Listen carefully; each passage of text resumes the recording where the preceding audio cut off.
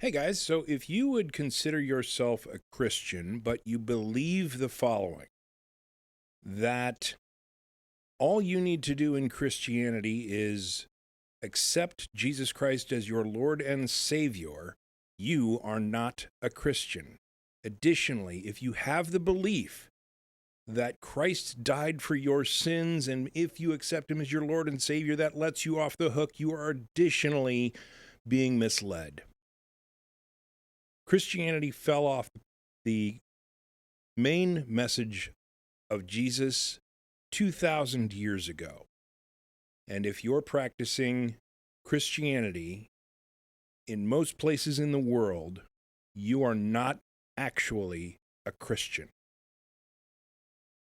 Or so says the Gospel of Thomas, whose messages were left on the editing room floor at the Council of Nicaea, back when the Bible was originally put together before it was rewritten by King James, which is what most people use as an authoritative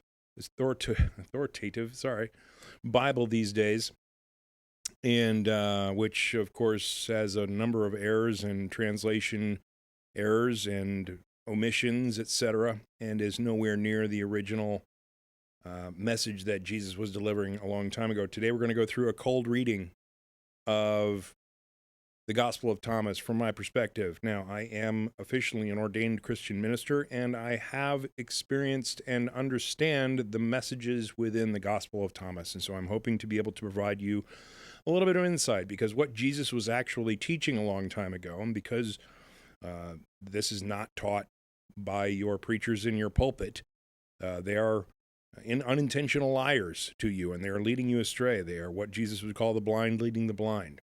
Hopefully, I'll be able to give you a little bit of insight into what Jesus was actually trying to teach. And then when you reread the New Testament, you will find tons of examples of how those messages and sayings can be reinterpreted in this type of perspective, from this type of light. Jesus was talking about the attainment of the kingdom within, which is delivered through a process of enlightenment. Now, from a 50,000 foot view, there is a non-local field of consciousness which is inseparate, which is required for the whole universe to exist.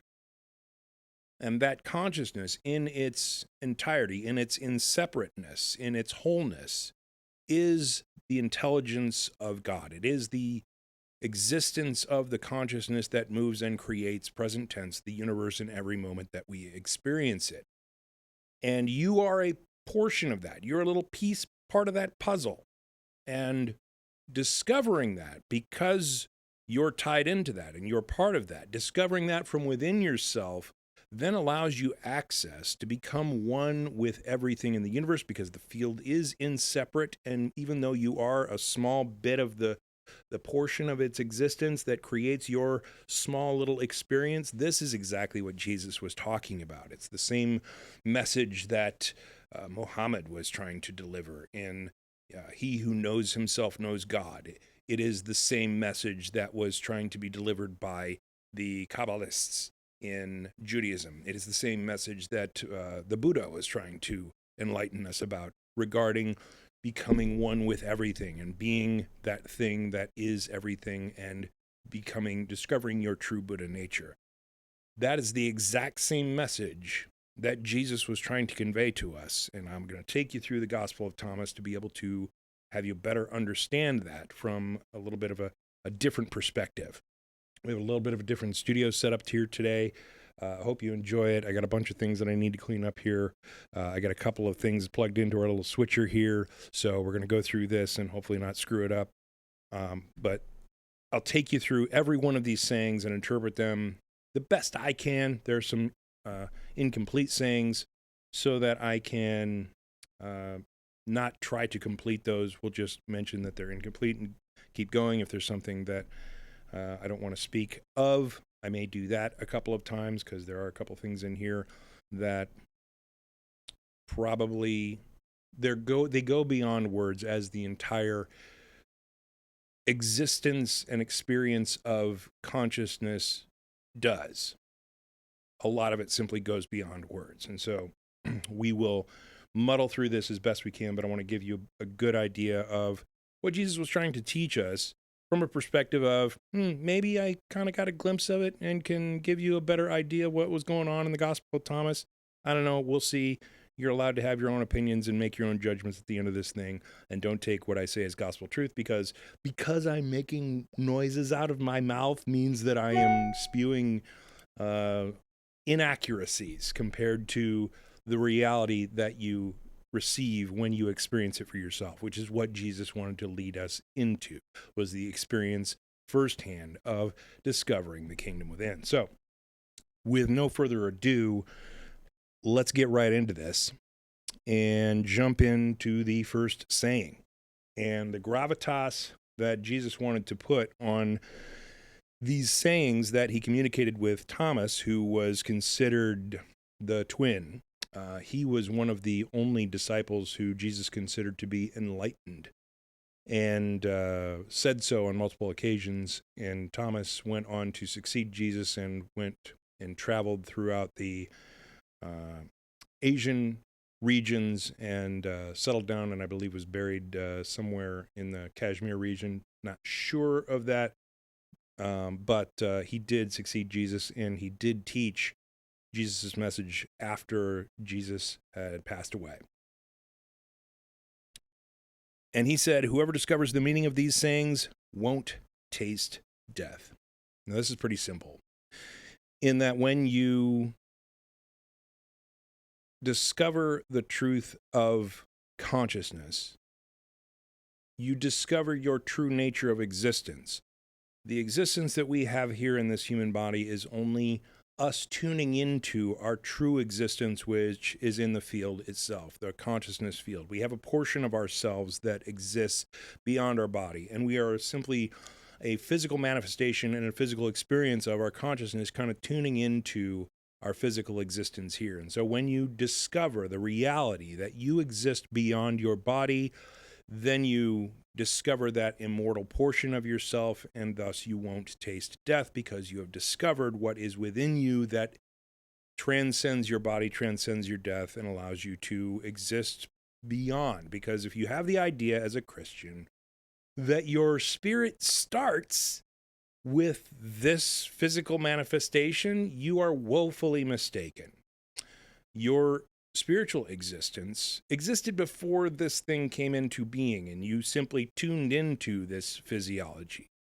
To say that your spirit exists only after this physical body comes into being is silly. And in fact, we'll see where Jesus mentions that later in the Gospel of Thomas.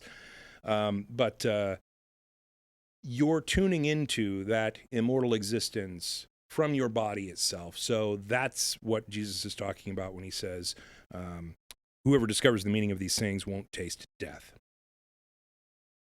Saying number 2. Jesus said, whoever seeks shouldn't stop until they find. When they find, they'll be disturbed. When they are disturbed, they'll be amazed and reign over all. Okay, so this is pretty straightforward.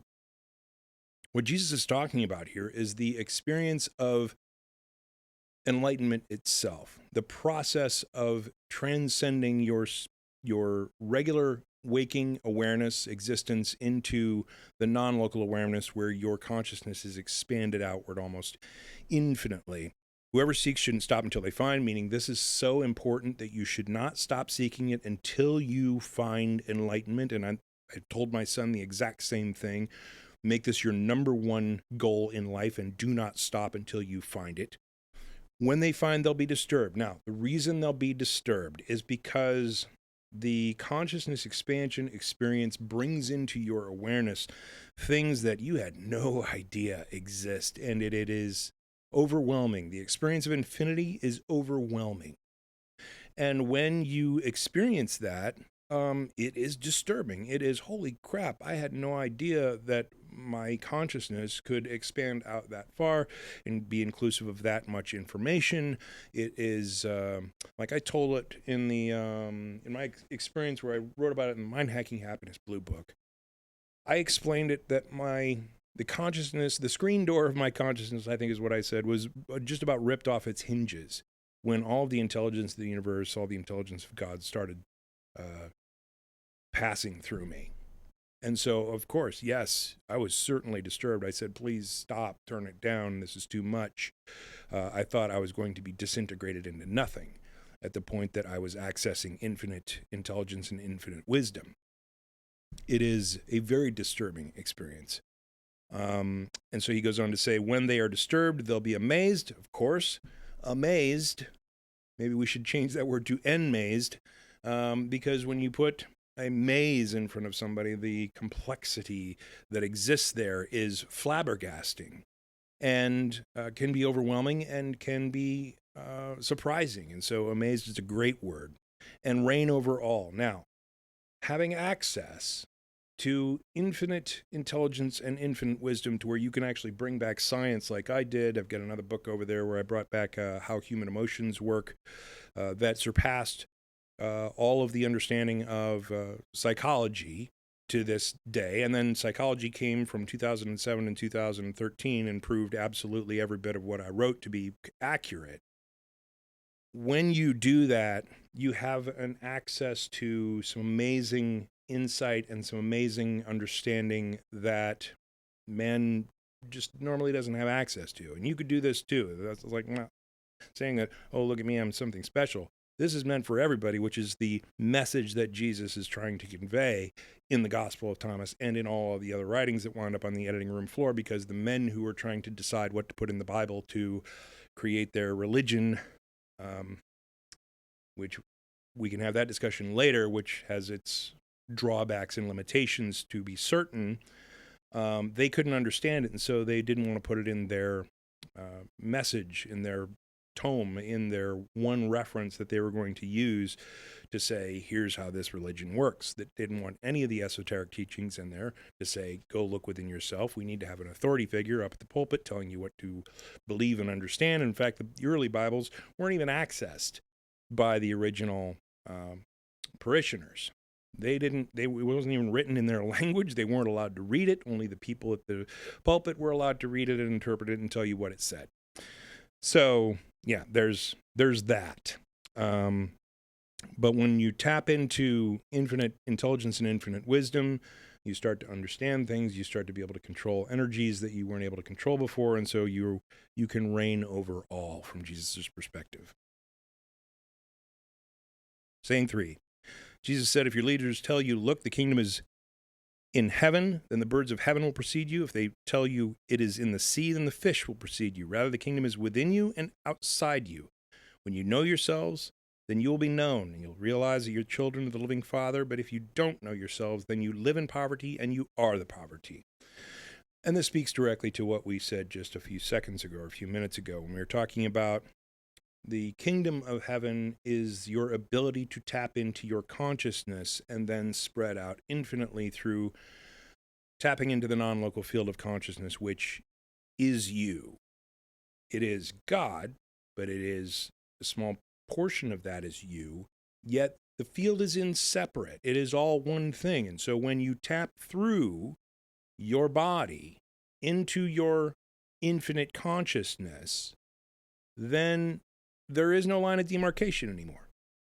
Like, there is an ability for your physiology to be able to handle a certain amount of information and a certain amount of access to the infinite field, to the limitations of your gray matter. And don't think that Jesus didn't understand exactly how the universe worked, including the physiology of the human body, when he started talking about how to tap into this non-local field of consciousness, this kingdom within, this God, this inseparateness of the universe. Don't think he didn't know. You think the Son of God, from your perspective, is not going to understand exactly how the universe works and exactly how consciousness works within the human form? You're digging yourself a hole there. So what he's telling them, his followers, don't believe what anyone says about the kingdom of heaven. What he is saying is, if they tell you it's up in the sky, then the birds are going to beat you there. If they tell you out in the sea, then the fish are going to beat you there. It is not those things that they are pointing at.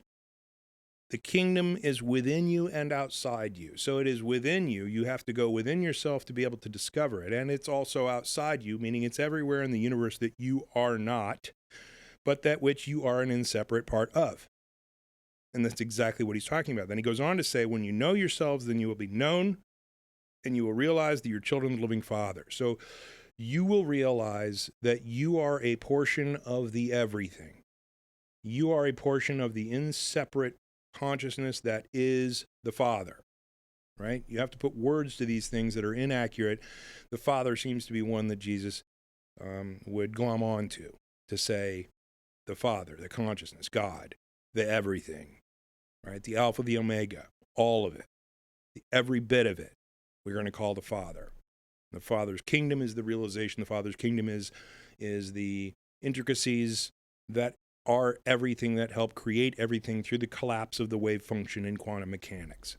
Don't think Jesus didn't understand what was going on in the multiple dimensionality of the universe and the collapse of the wave function in quantum mechanics. Although we put different words to that, he wouldn't speak in that language. Don't think he didn't understand it by being able to see it and experience it.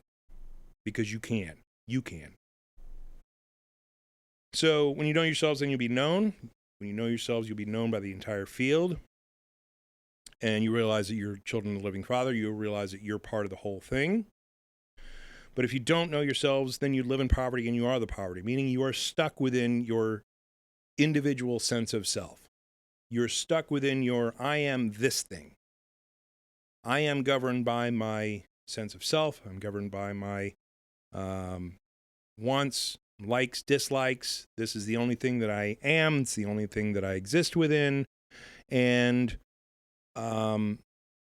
you live in poverty and you are the poverty. I mean, it makes sense to me that in comparison of understanding the limitations that you think you are this thing that you see when you look in the mirror versus you are portion of the infinite and immortal, well, yeah, the thing that looks in the mirror, you're living in poverty and you are the poverty. You literally are the thing that is the most wasteful thought process and understanding of self that you can exist within. So, sucks to be you if you're in that boat. Saying 4. Jesus said, the older person won't hesitate to ask the 7-day-old child about the place of life, and they'll live because many who are first will be last, and they'll become one. What Jesus is talking about here is, and this is going to be a challenge for a lot of Christians, the spiritual existence that you have sometimes comes back more than once. And the 7-day-old baby is going to be somebody coming into a brand new life. And so a person asking a 7-day-old baby about the place of life, they understand that that baby is coming brand new into existence from the kingdom of heaven that holds all souls, all subsets of the data that create the entire field that we become as an experience when we start to divide and subset into the little pieces of the non-local field of consciousness. And man, there's a great story I'd love to tell you. There's a little baby that babies and dogs love me for some reason, but there was a baby of a friend of ours who was brand new, and that baby knew. That baby knows, and those parents will even tell you that there's a special connection between that baby and myself where we just giggle and laugh, and he never takes his eyes off me, or he didn't. He's getting a little older, at which point the mind starts to separate from the memories of that place where we come from before we come into the body. So it's starting to wear off a little bit, but the parents of that child will tell you there's an uncanny connection between myself and that child, because I looked at that child and I knew there was a lot of memory of the non-local field that child was bringing in. And so we kind of had our little non-verbal communication about knowing the same place. So it's kind of cool to have that type of experience. But that's exactly what Jesus is talking about in this situation where he says the older person won't hesitate to ask the 7-day-old child about the place of life, because the child just came from it and is checking in as a human body to do this human experience again as part of the infinite, as part of the whole, as part of the experience of being human for a little while. It's kind of a cool little experience. Jesus said, know what's in front of your face, and what's hidden from you will be revealed to you, because there's nothing hidden that won't be revealed. Now, what he's talking about here is if you realize the reality of this 3D space-time illusion, if you know the reality of what is in front of your face, nothing will be hidden from you. And it will all be revealed to you, because there's nothing hidden that won't be revealed, because you understand that there are things right in front of your face that you can't necessarily see through your visual acuity that still exist, because you get to see the complexity of the universe as it unfolds through you in the enlightenment process, and you start to pick up extra perceptions that other people who haven't had that experience don't have. And that's exactly what he's talking about here. He's talking about the extra perceptions that you have after you pass through an enlightenment experience. Saying 6, his disciples said to him, do you want us to fast? And how should we pray? Should we make donations? And what food should we avoid? Jesus said, don't lie and don't do what you hate, because everything is revealed in the sight of heaven, for there's nothing hidden that won't be revealed and nothing covered up that will stay secret. Now, what Jesus is talking about here, his disciples are asking him, because this was par for the course in the day. How do you do religion? Do you want us to fast? How should we pray? What should we say when we pray? Should we make donations? And what food should we avoid? There are very specific rules about religions that people would adhere to, different religions, and they were seeing that Jesus wasn't your typical Jew, and he was called rabbi, and so they considered him a wise Jewish leader and would teach. But they were saying this is not typical Judaism, so how should we pray? How should we do this stuff? And he was just giving them some basic advice and you'll see later on where he actually uses this reference again in a different saying to tell them this is completely different than everything that you have ever known. And we'll hit that reference later on again in the following sayings. Saying 7, Jesus said, blessed is the lion that's eaten by a human and then becomes human, but how awful for the human who's eaten by a lion and the lion becomes human. What's the difference between these two situations? Well, there is none.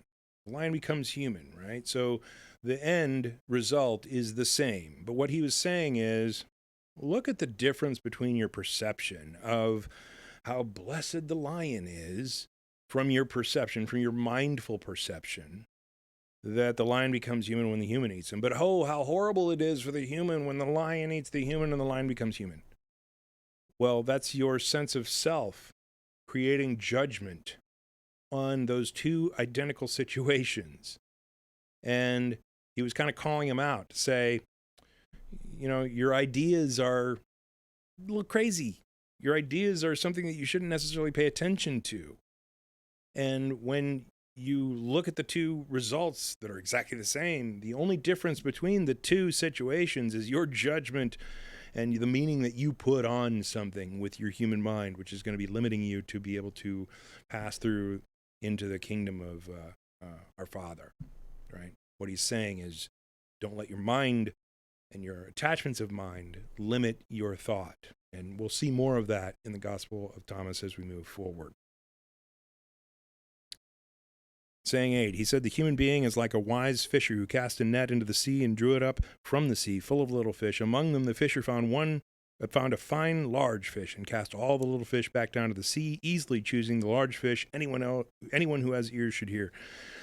This anyone who has ears should hear thing is just everybody should listen. Do you have ears? Then you should listen, right? So that's nothing super enigmatic to understand there. But he was saying, a human being can cast a net of truth out into the world and try to get it to everyone. And if you get the one good fish, you're winning. So he was talking about the message of getting the message out to the folks who need it the most. Tell them what to look for. Tell them to seek within. Tell them that they need to discover the kingdom of the Father within themselves. And if everyone misses the message, and you'll see this over and over, you'll hear this over and over, and you hear it in the New Testament all the time, scattering the seeds, and there's some things in the Gospel of Thomas where he talks about that shortly. It's okay. It's okay. Because if you hit one, then you're doing good. And if you get the one fish, you're doing great. So this is that message. Saying 9, Jesus said, "Look, a sower went out, took a handful of seeds, and scattered them. Some fell on the roadside. The birds came and gathered them. Others fell on the rock. They didn't root in the soil. Ears of grain didn't rise toward heaven. Yet others fell on thorns. They choked the seeds, and worms ate them. Finally, others fell on good soil. It produced fruit up toward heaven, some 60 times as much, and some 120. Now, these numbers are meaningless. They're just big numbers. So when you see something like that in the New Testament, or when Jesus is talking about something with numbers, don't put any meaning into the numbers whatsoever. They're just saying big numbers. You can replace that whole thing with big numbers, right?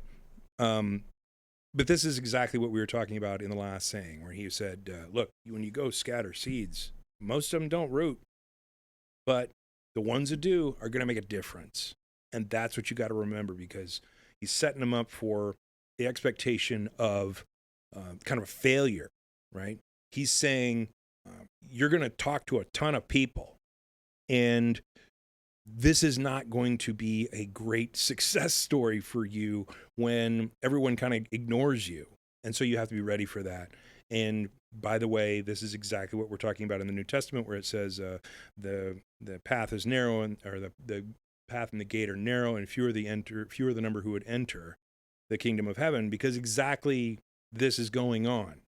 They're not going to understand what's going on with the lesson and being able to turn within, especially if they're listening to all the other messages that are being preached about by their other religious leaders. Just expect that there are going to be a lot of losses, so to speak. Saying 10, Jesus said, "I've cast fire on the world, and look, I'm watching over it until it blazes." And this is exactly the same thing that we were talking about just a second ago. It is, let me make sure that's correct. It is simply a reminder that I'm trying to light a fire here, and it's going to take a while, and I'm going to watch it until it actually catches fire. And so that's what he's talking about there. Saying 11, Jesus said, "This heaven will disappear, and the one above it will disappear too.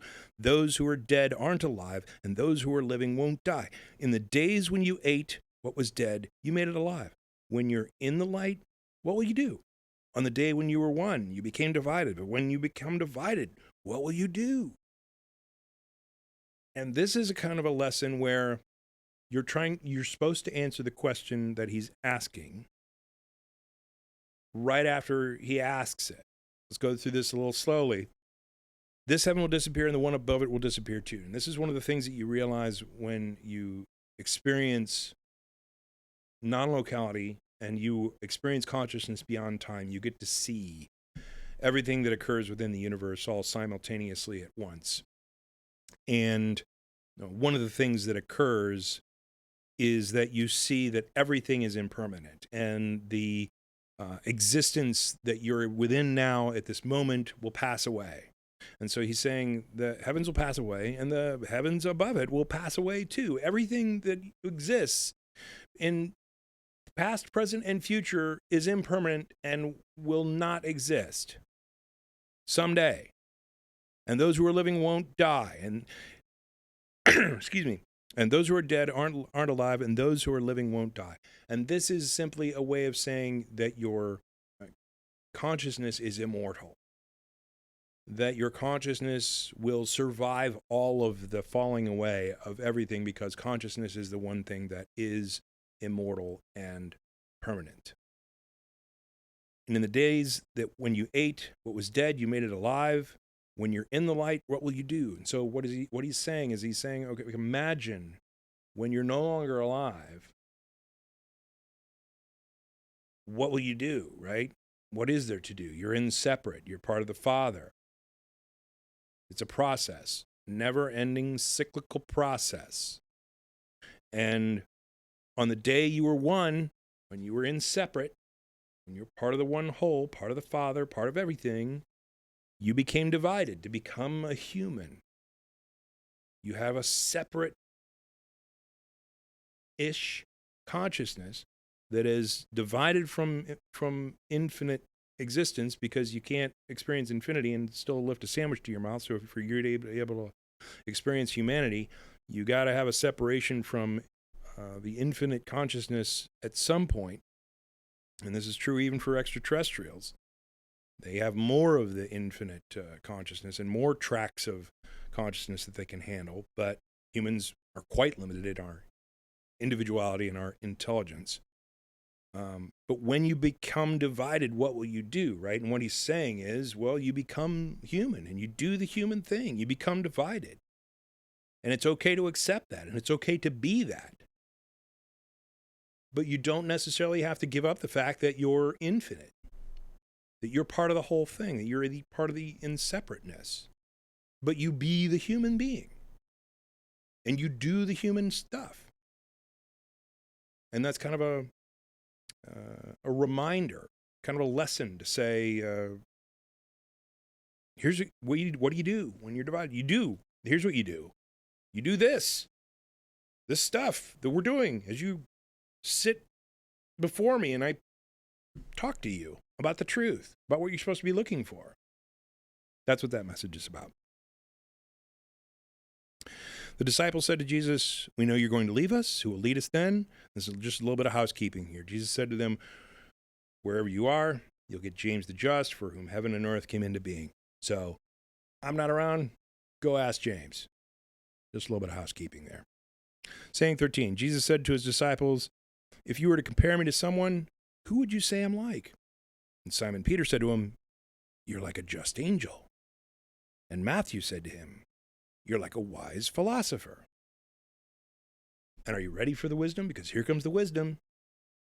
Thomas said to him, "Teacher, I am completely unable to say whom you are like." Now, I'm going to stop right here in the middle of the saying. Why was he unable to say what is whom Jesus is like? Because the truth transcends words itself. It transcends ideas. It transcends all attachments of mind. That's why Thomas was unable to say whom Jesus was like. And so what happened? Jesus said, "I'm not your teacher. Because you've become intoxicated by the bubbling spring I've measured out." He said, "You get it. Dude, you are with me. You have my level of understanding.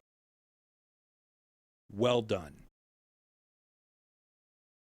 He took him aside and told him 3 sayings. When Thomas returned to his companions, they asked, "What did Jesus say to you?" Thomas said to them, "If I tell you one of these sayings, he said to me, you'll pick up stones and cast them at me, and fire will come out of these stones and burn you up." What he is saying is, Jesus told me some things that you guys just aren't going to get.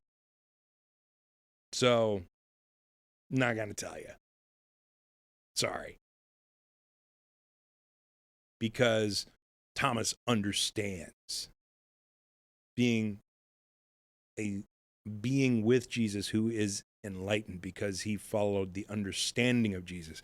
Jesus said, "Follow me and drink from my spring." Not to say just believe in me and I am your Savior and that will save you and you're going to be saved at that point. What he was saying is, listen to what I am telling you, to seek within, to discover the truth for yourself. Then you will be beyond ideas and beyond words. That is what he is teaching in these recorded sayings.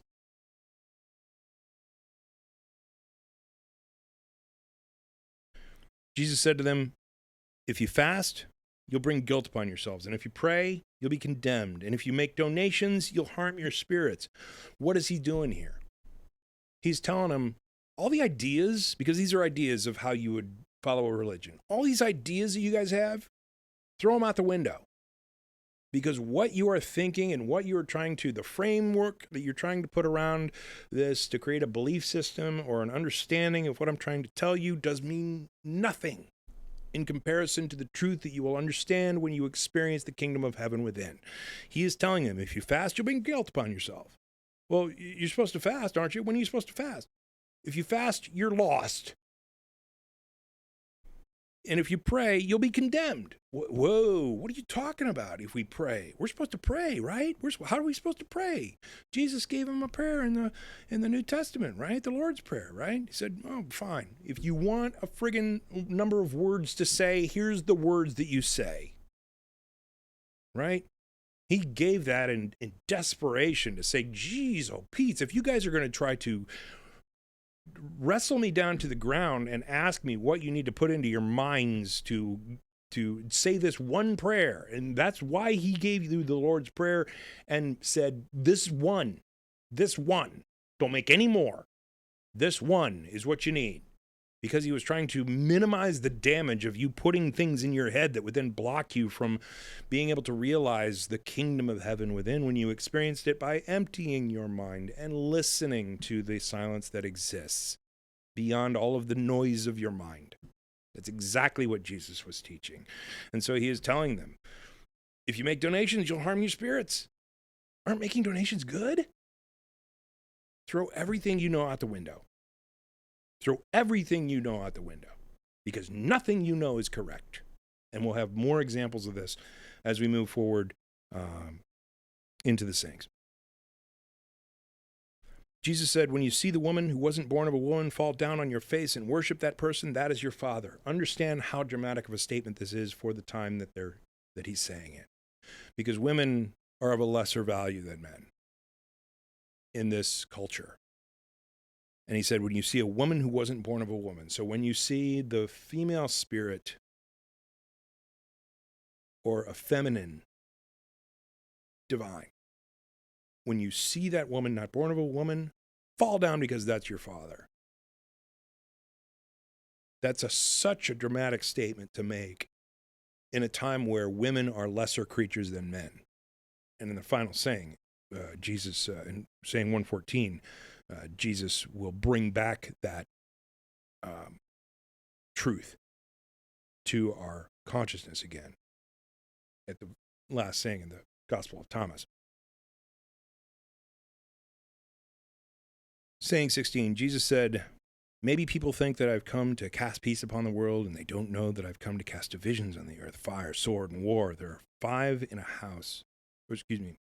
Where there are 5 in a house, there'll be 3 against 2 and 2 against 3, father against son and son against father. They'll stand up and be one.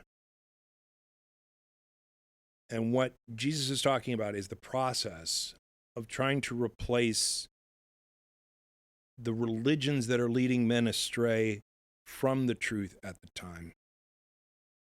There's going to be division of people discovering the truth and people being clung to by the belief system that they've held on to for such a long time that their fathers and their fathers before them and their fathers before them had all believed, etc.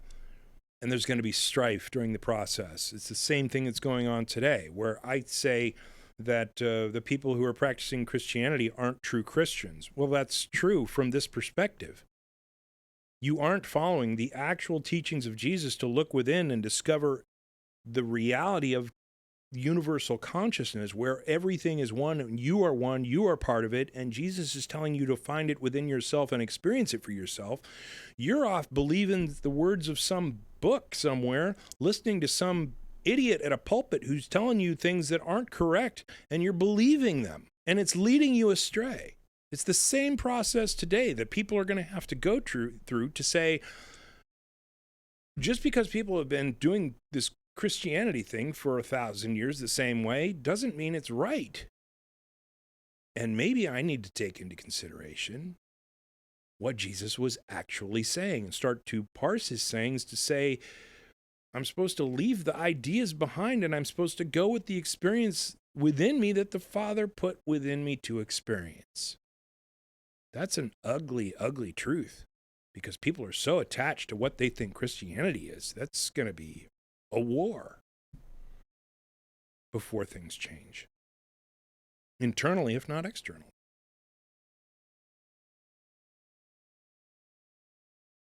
Saying 17. Jesus said, I'll give you what no eye has ever seen, no ear has ever heard, no hand has ever touched, and no human mind has ever thought. And what he is talking about here is the reality of existence that is beyond the human mind that you experience when you find the kingdom of heaven within, which is the enlightenment experience, where your consciousness expands out infinitely and you start to experience all the things that you never experienced before.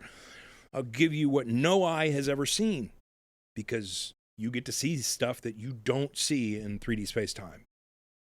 No ear has ever heard. You do get to experience sounds that do not exist in your regular 3D space-time. No hand has ever touched, and no human mind has ever thought. And it comes with an unconditional, unquestionable love. The love of the universe itself, the love of everything in existence comes with all of this. And so you know it is true.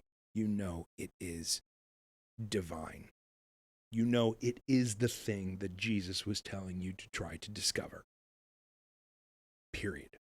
There is no question.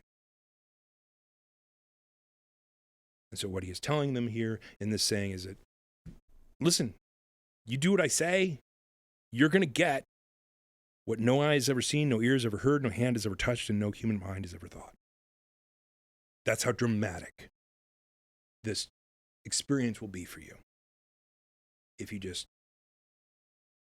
trust in me. And that's the difference. You don't believe that Jesus is your savior and that saves you. That's bullshit. That's cop-out. That's a weak path of taking your responsibility and putting it off on some other process of the toughness, of the discipline required to awaken. What he is telling you is believe what I say. Believe these words that I'm giving you enough to seek within long enough and hard enough. Back to the original sayings at the beginning of the Gospel of Thomas. Don't give up until you find it. It's the most important thing you will ever discover in life. Believe me that these amazing things will happen for you, and don't give up. That's what he's talking about here. Saying 18, the disciples said to Jesus, tell us about our end. How will it come? Jesus said, have you discovered the beginning so that you can look for the end? Because the end will be where the beginning is. Blessed is the one who will stand up in the beginning. They'll know the end and won't taste death. And this goes to the reality that there is no time. And if you want a great book on that, go read Carlo Rovelli's The Nature of Time, I believe it's called. He's a physicist, an Italian poet, who puts it so eloquently from a physicist's perspective that there is no such thing as time. And in a non-local field, there is no such thing as time. All non-local fields are independent of time. Time is simply an expression of a rate of change of the universe. When you discover the beginning, you'll understand that it's the end. And ironically, the Zen folks show it this way: that there is no close of the circle. It is a continuous loop of one thing. And so Buddhism, same story. They will tell you the same thing. Why? Because enlightenment is the same thing that Buddha was trying to tell you to find as well. And they simply represent it with a circle and say, there is no beginning, there is no end. When you understand that, you'll have a better understanding of your place in the universe and the reality of existence. Saying 19, Jesus said, blessed is the one who came into being before coming into being. If you become my disciples and listen to my message, these stones will become your servants, because there are 5 trees in paradise which don't change in summer or winter, and their leaves don't fall. Whoever knows them won't taste death. And what is he talking about? Well, he's talking about the same thing we were talking about when we were talking about the 7-day-old baby. Blessed is the one who came into being before coming into being. If you know of your existence before you came into this body being, then you know the truth of what's going on here. And you know your immortal existence, and you know that you're part of the living Father. And so these stones laying around us become your servants, because you may be able to move them with your consciousness.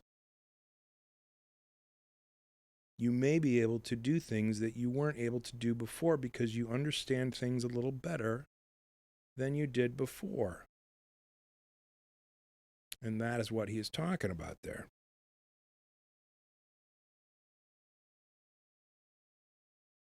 Saying 20. The disciples asked Jesus, "Tell us, what can the kingdom of heaven be compared to?" And he said to them, "It can be compared to a mustard seed. Though it's the smallest of all the seeds, when it falls on tilled soil, it makes a plant large, so large that it shelters the birds of heaven. And out of 1 0 point comes everything." And that's exactly how the universe works, exactly how quantum mechanics works. Out of nothing comes everything. You think he didn't know that? Of course he knew that. And that's exactly what he's talking about here. He's like, where's the kingdom of heaven like? Well, it's like a little mustard seed, the smallest seed ever. The parable of mustard seed is famous within Christianity. And it becomes this huge thing. Duh. Just like the universe. Saying 21.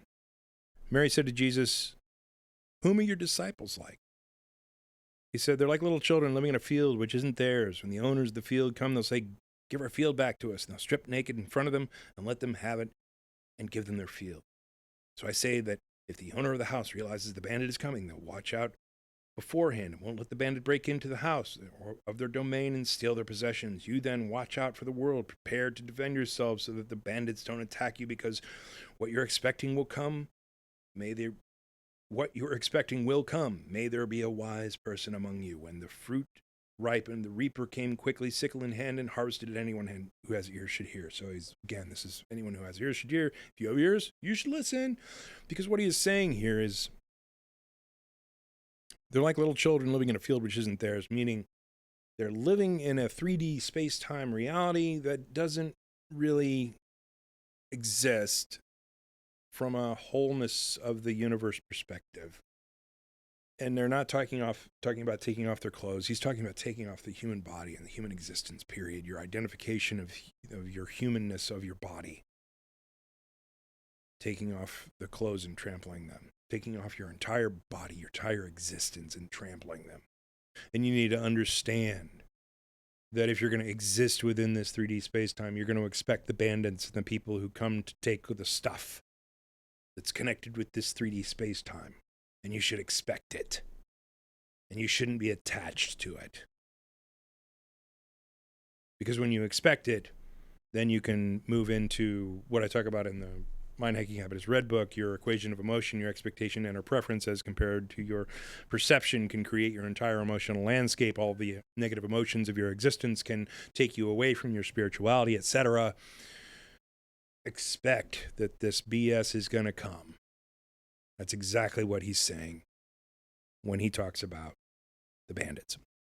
Saying 22, Jesus saw some little children nursing. He said to his disciples, "These nursing children can be compared to those who enter the kingdom." They said to them, "Then we'll enter the kingdom as little children?" Jesus said to them, "When you make the two into one, and make the inner like the outer, and the outer like the inner, and the upper like the lower, and so make the male and the female a single one, so that the male won't be male, nor the female female. When you make eyes in the place of an eye, a hand in the place of a hand, a foot in the place of a foot, and an image in the place of an image, then you'll enter the kingdom." And what he is talking about here is he is talking about self and other and the illusion of the two. In simple words, that's what all of this can be boiled down to. When you make the two into one, the one field of consciousness is an inseparable thing. And so whenever Jesus is talking about the one, that is exactly what he is talking about. He is talking about the inseparateness of the field of consciousness itself, which is God, which of you are a piece, a subsection of the data. Your experience of this little portion of existence within consciousness. When you become the one, you enter the kingdom. When there is no more separation between you and other, that is your entrance into the kingdom. And so he's saying, when you make the upper like the lower, when you the things that you would make different, when you make them the same thing, when you make the outer like the inner, male into the female, a single one, that the male won't be male nor the female will be female. That's exactly what he's talking about. When you take the delineation of the things that you would create as separate existences and they all become one, then you are entering the kingdom. And that's what saying 22 is all about. Saying 23, Jesus said, I'll choose you, 1 out of 1,000 and 2 out of 10,000, and they'll stand as a single one. And again, he's trying to explain to them, you guys are important because you get it. And I want you, the 1 out of 1,000 or the 2 out of 10,000, because you guys are believing that there is something more to discover and you are seeking it. I would take you guys out of all the other people.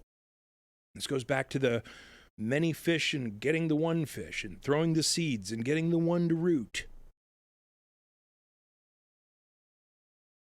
And they'll stand as a single one, he says in the very end of that saying. Because if you get it, you will become the one. Which is what the kingdom within is all about. Transcending your human mind into the space of conscious awareness that expands out infinitely into the non-delineation of consciousness and the oneness. That's what he's talking about. Saying 24, his disciples said, show us the place where you are, because we need to look for it. He said to them, anyone who has ears should hear. So listen up, is what he's saying. Light exists within a person of light, and if they light up light exists within a person of light, and they light up the whole world. If they don't shine, there's darkness. And that's simply an explanation of there is no place.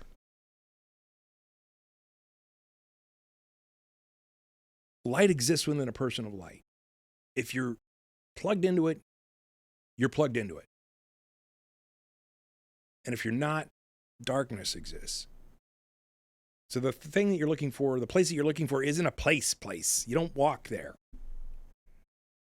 You have to find the light within you. That's the kingdom. Saying 25, Jesus said, love your brother as your own soul. Protect them like the pupil of your eye. And why did he say that? Because there is no separation between self and other. Protect your brother like your pupil of your eye, because your brother is you. And that totally goes into the Sermon on the Mount speech in the New Testament. You read that through, you're going to get a ton of this. Where there is no, when he's talking about, you want my cloak? Take my tunic too. Oh, you want me to walk a mile? I'll walk 2 for you. You strike me in the face, you're obviously feeling some type of pain that you feel that you need to strike me to feel better. How about the other cheek? Would you like the other cheek too? How can I help you because you are me in a condition of pain? That's what compassion's all about. Compassion, sympathy, empathy, and passion are separated thusly. Sympathy is, I can identify that you're in pain. Sucks to be you. Empathy is, I can identify your pain and I feel your pain. I can actually imagine what it is to be in your shoes. The compassion portion is, I understand your pain, I feel your pain, and I want to help you. And Thupten Jinpa, the right-hand man of the Dalai Lama, agrees that my definition of this is correct. And he has the same definition, although it hasn't been standardized globally. We agree, thankfully, independently, that these are accurate to what sympathy, empathy, and compassion are. And what is that? But understanding that you and other are not really separate. You are the same one thing, and that is simply someone else who's having a condition of pain. They needed to strike you. How about the other cheek? You need the other cheek? That's exactly what this saying points to. Saying 26, Jesus said, you see the speck that's in your brother's eye, but you don't see the beam in your own eye. When you get the beam out of your own eye, then you'll be able to see clearly to get the speck out of your brother's eye. And this points to the limitation of, let me jump out of this presentation and see if I can bring up this other presentation here. Show you this little thing. This is your sense of self. And this is out of a course that I did that was a continuation of the Mind Hacking Happiness books. I explained the suffering, the process of pain and suffering in the human mind from a scientific perspective. And your limbic system is supposed to scan for threats and supposed to help you survive from today into tomorrow. And then a question must be asked, a threat to what? And your mind must then put together a laundry list of things that is you, that is your definition of you. It is your mind's sense of self that must be defended at all costs, lest you don't survive into tomorrow. And so that's when we start to have fear about spiders and snakes and high heights. We're afraid of heights, we're afraid of flying in planes, we're afraid of speaking in front of a bunch of people because we're afraid of what is going to come to pass, that we look stupid or whatever. That is based on this definition of self. And this is why we can have emotions about Aunt Patty or our parents or our spouse or our special friend, because those people get mapped onto our sense of self. And then we thus have the same defensive self-processing that gets applied to these things that get mapped onto our sense of self. That is my spouse, that is my friend, that is my coworker, that is my politics, that is my religion, that is my whatever. And then you have emotional reactions because of that. And what Jesus is telling you is, be very mindful of this thing. Be very mindful of your own limitations, of your own attachments of mind, of your own faults, your own weaknesses that you will overlook by pointing the finger at someone else to then say, oh, look, you got a speck in your eye. And he's saying, yeah, don't forget the beam in yours. Don't forget the big log in your eye before you start giving advice. Because you aren't perfect either, and you have the same process going on that they do. You got to get past your sense of self, your limitation of mind, before you start assisting others with theirs. And that's the only place that you should teach from.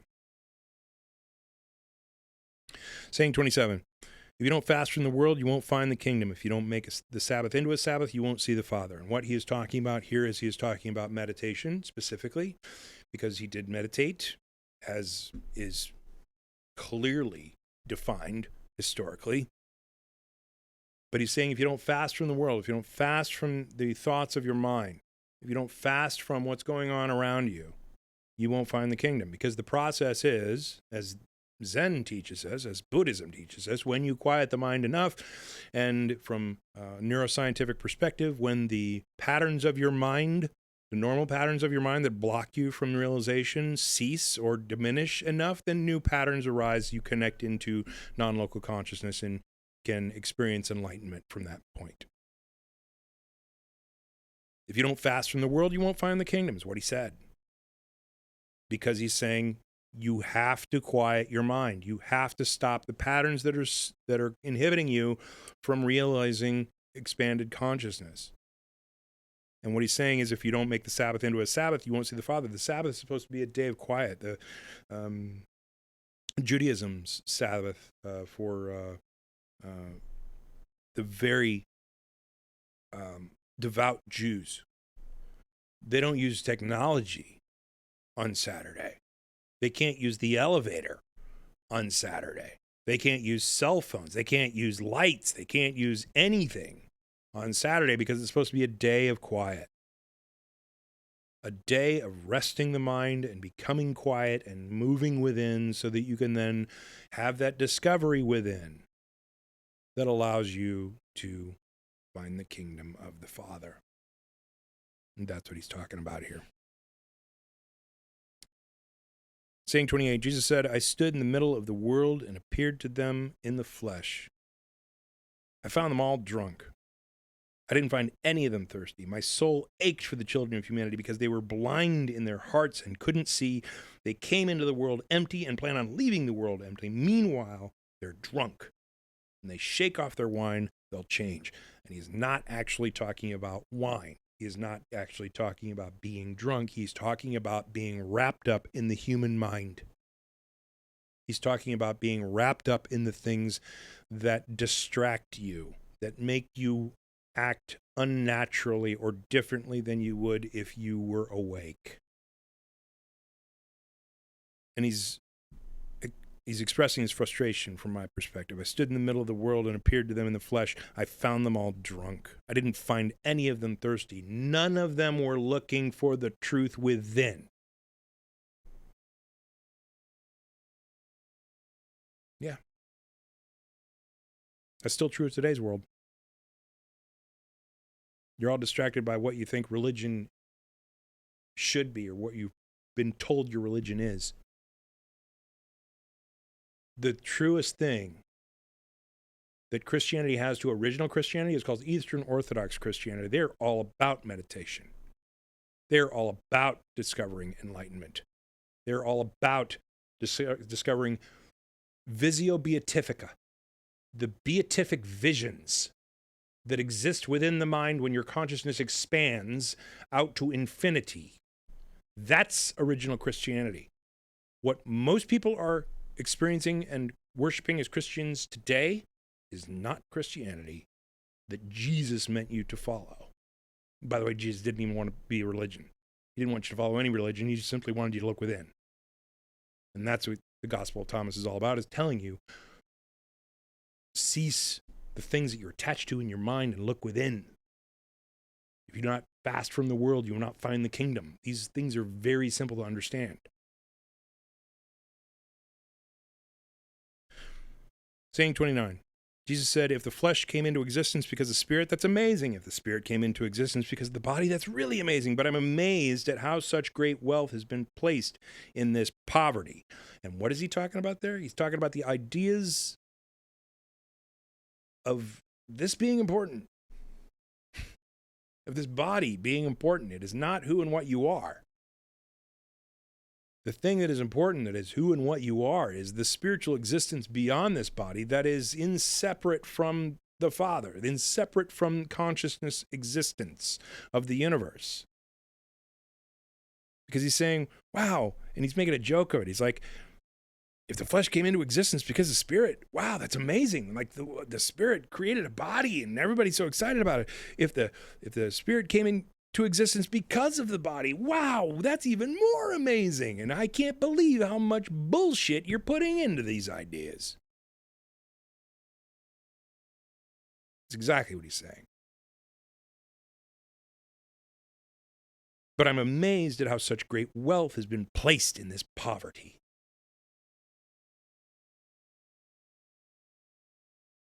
Digest that. Saying 30. Jesus said, where there are three deities, they're divine. Where there are two or one, I'm with them. Now, there are a number of questions about this saying that have to do with the multiple translations from the original text and words. Personally, I believe this has to do with the divineness of the number of three and the structure of data within the whole. Tesla's understanding of 369. The more words I put to this, the more quickly we're going to be racing away from truth at light speed. But what he's saying in the last part is, where there are two or one, I'm with them to create the wholeness. And that's all I'll say there. Saying 31, Jesus said, no prophet is welcome in their own village. No doctor heals those who know them. And this is basically just common sense. This is look, you're born a human. The people who know you as human aren't going to listen to you after you discover the truth of spiritual existence beyond being human. So just don't expect that the people that you know are going to be transformed. You're going to have to find other folks who didn't know you when you were an idiot. Sorry. Saying 32. Jesus said, a city built and fortified on a high mountain can't fall, nor can it be hidden. And what he's talking about is the immortality, the undeniability of the kingdom of heaven. That's what he's talking about there. Enough said. Saying 33, Jesus said, what you hear with one ear, listen to with both, then proclaim from your rooftops. No one lights a lamp and puts it under a basket or in a hidden place. Rather, they put it on the stand so that everyone who comes and goes can see its light. And what he's saying here is, if you discover that truth, don't you dare be silent. Don't you dare be silent about what you discover. You need to tell everyone that there is something there to discover.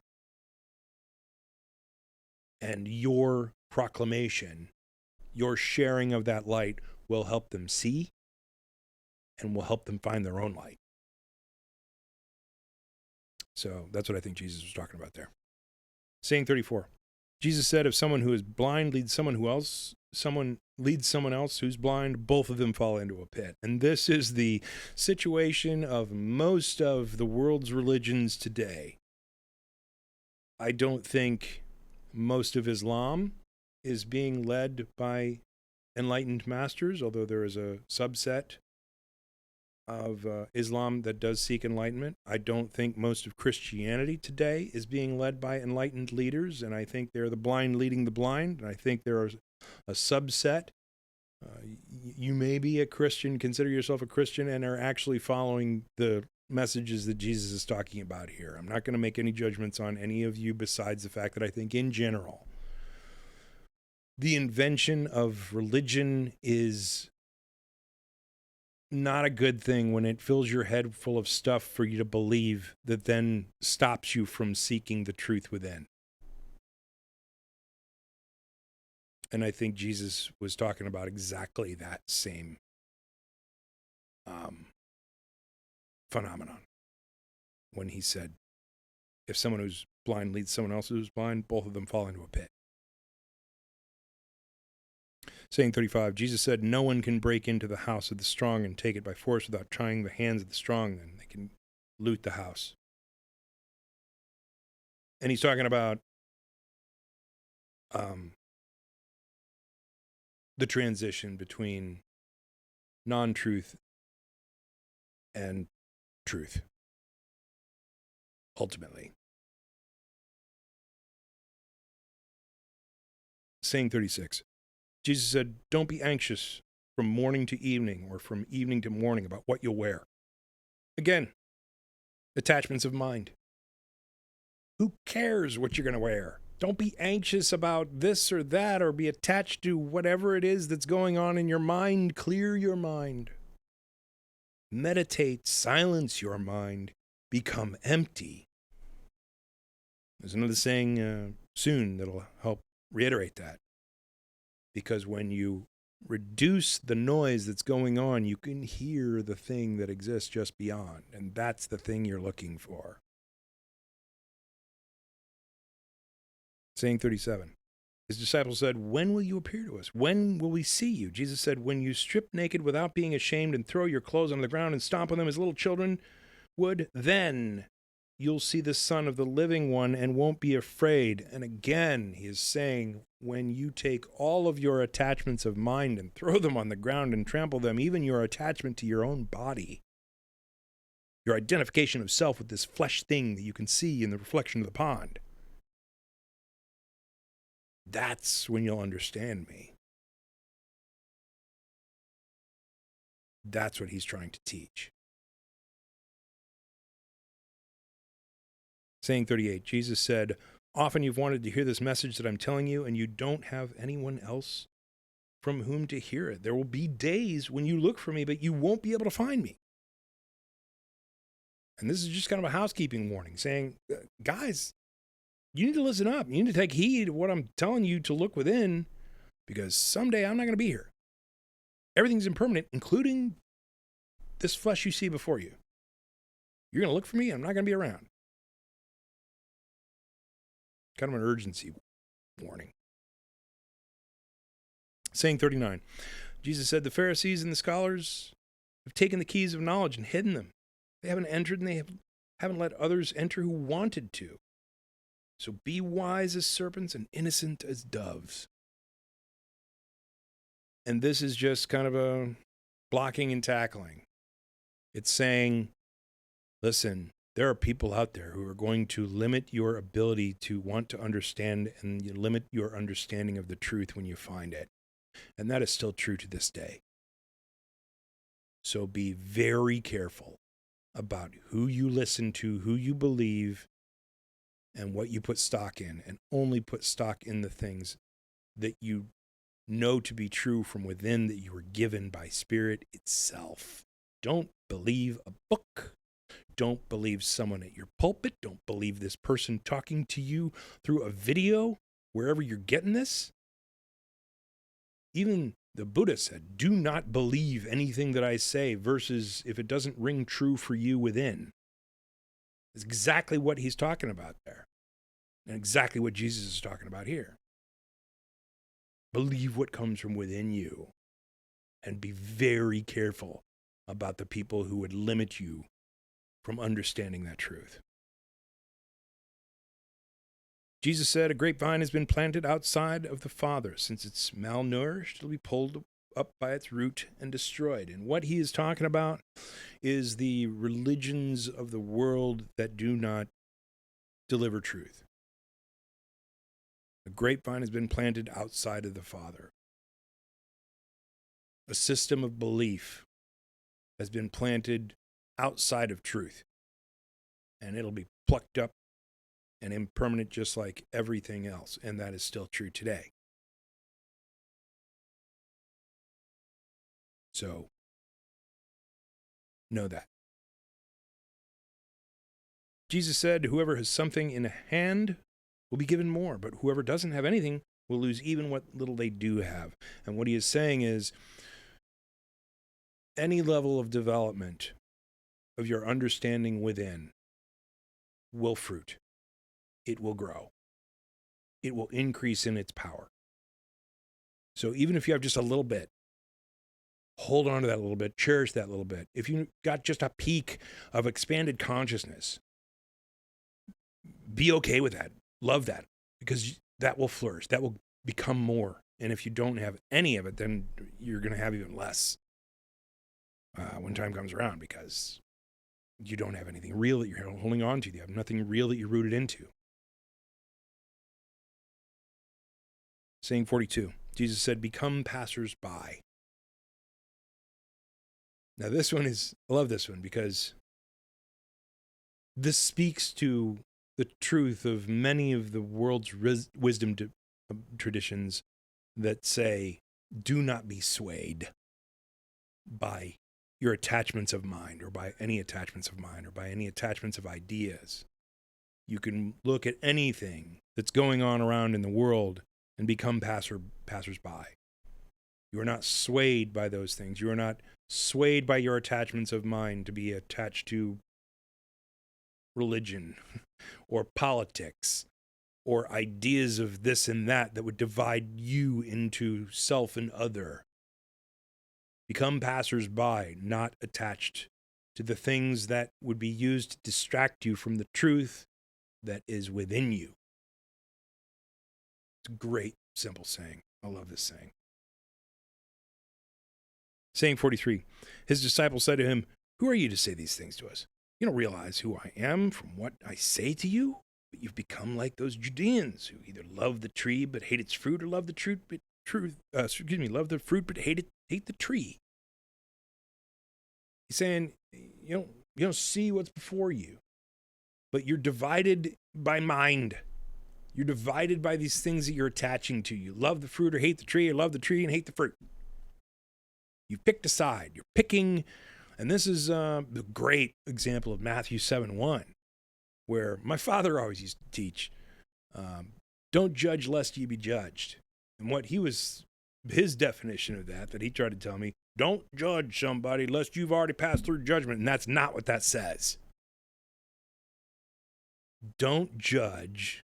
What he was saying was, don't judge unless you've already been judged. So you have no right to judge anybody else unless you've already been judged. And that was his understanding of that religion. And he totally misinterpreted that statement. What that statement really means is a statement of mind. Don't judge. Don't attach yourself to a position lest you then be judged based on your attachment of that position. It's not a unless you've been judged, it is lest you be judged.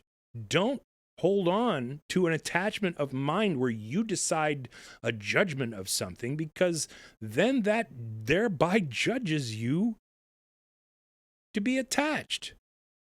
You are this position, this mental position. And that's exactly what he's pointing at here as an example of what not to do.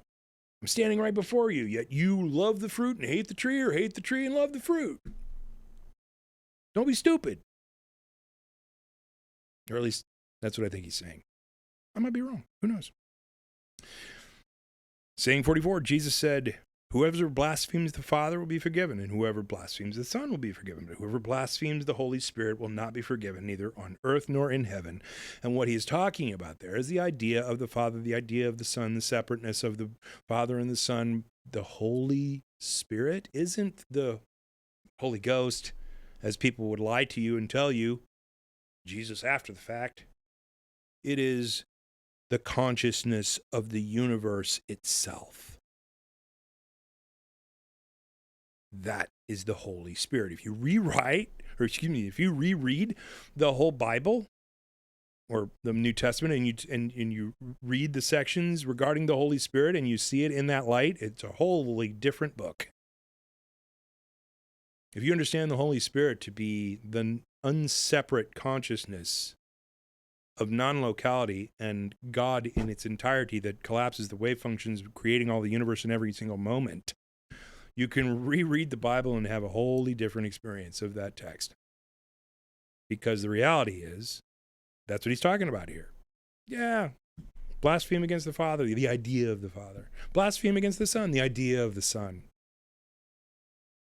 But don't you dare blaspheme the wholeness, because that is everything, and that is your Father.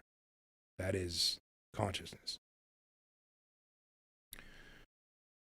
Saying 45, Jesus said, grapes aren't harvested from thorns, nor figs gathered from thistles, because they don't produce fruit. A person who's good brings good things out of their treasure, and a person who's evil brings evil things out of their evil treasure.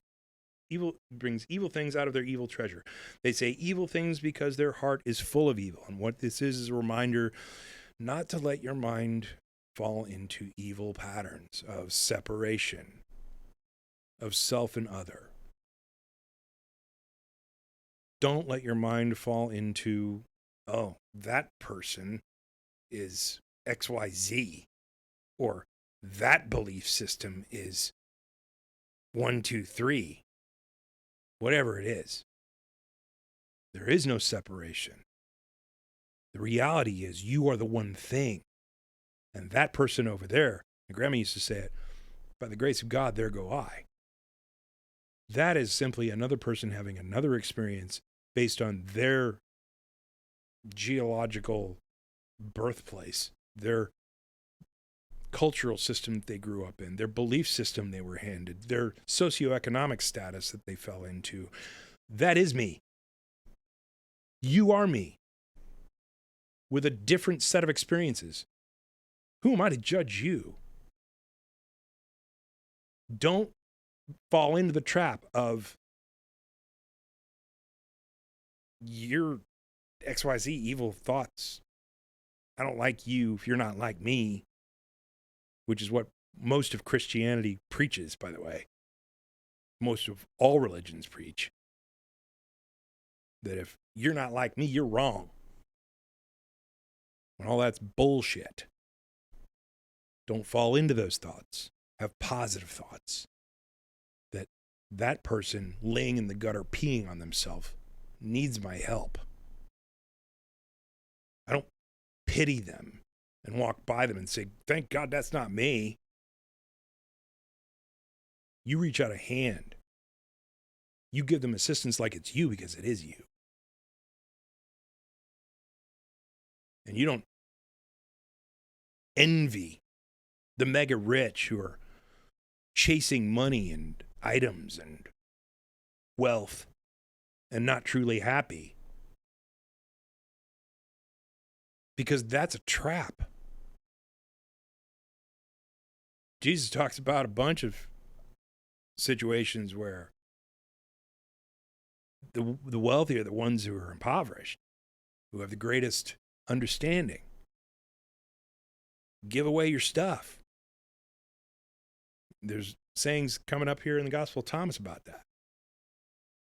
Don't fall into the pattern of self and other. Everything is you. All of it's you. Treat people like that, and we'll have a much better place in this world to live.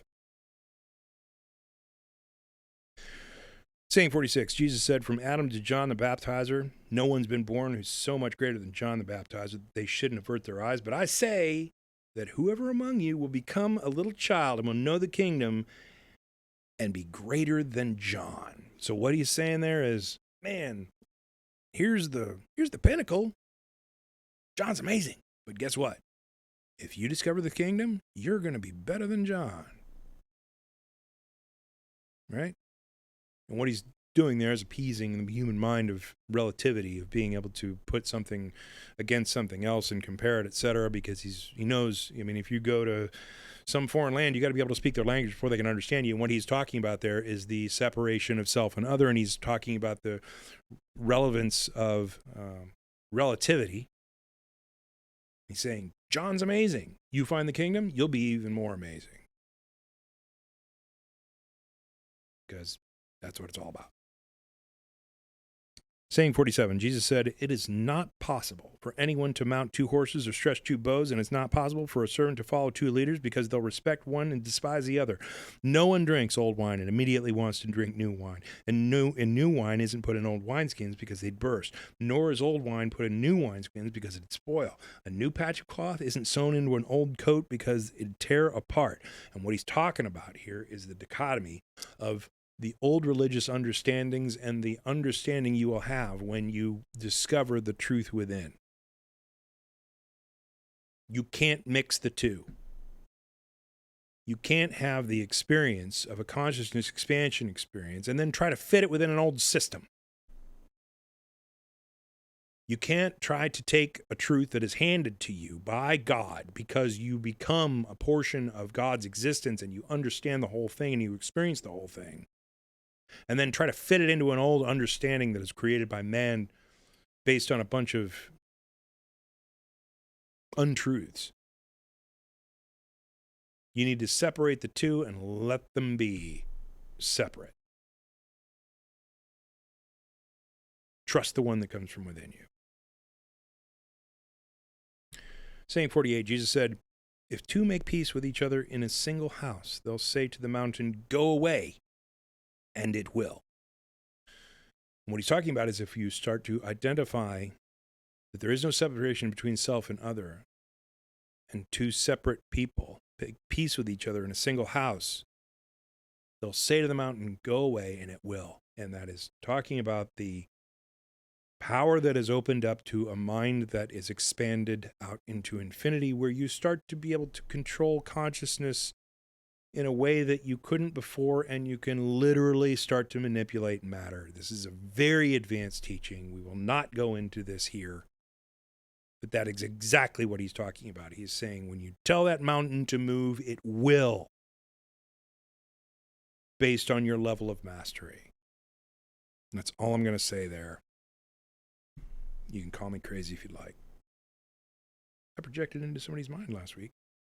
Jesus said, blessed are those who are one, those who are chosen, because you find the kingdom of heaven. You'll come from there, and you will return there. Blessed are those who are one. That's pretty easy to understand at this point from all of these other sayings that we've been talking about. If we're putting it within the context of understanding there is no self and other, blessed are those who are one. Pretty simple. Saying 50, Jesus said, if they ask you, where do you come from? Tell them. We've come from the light, the place where the light came into being by itself, established itself, and appeared in their image. If they ask you, is it you? Then say, we are its children, and we are chosen by our living Father. If they ask you, what's the sign of your Father in you? Then say, it's movement and rest. And this is right out of quantum mechanics. Superposition. It is movement and it is rest. And they both exist in the same moment until the wave function is collapsed. And this might be a little advanced for some of you to understand if you don't understand a little bit about quantum mechanics. No one really understands everything about quantum mechanics. In fact, Richard Feynman said if you understand quantum mechanics, then you obviously don't know what quantum mechanics is all about. You don't understand quantum mechanics because nobody can really understand it. Except if you experience it, you get a little bit better of an insight. And Jesus, of course, experienced quantum mechanics, and other people can too. And that's why the grandfathers of quantum mechanics are typically the mystics who experienced it before being able to understand it and put the math to the magic. They're all in the camp of consciousness collapses the wave functions. And that's what he's talking about there. He's talking about being one with everything, being a portion of everything, being part of the light. And when they say, what's the sign of your Father within you? Well, it's movement and it's rest at the same time.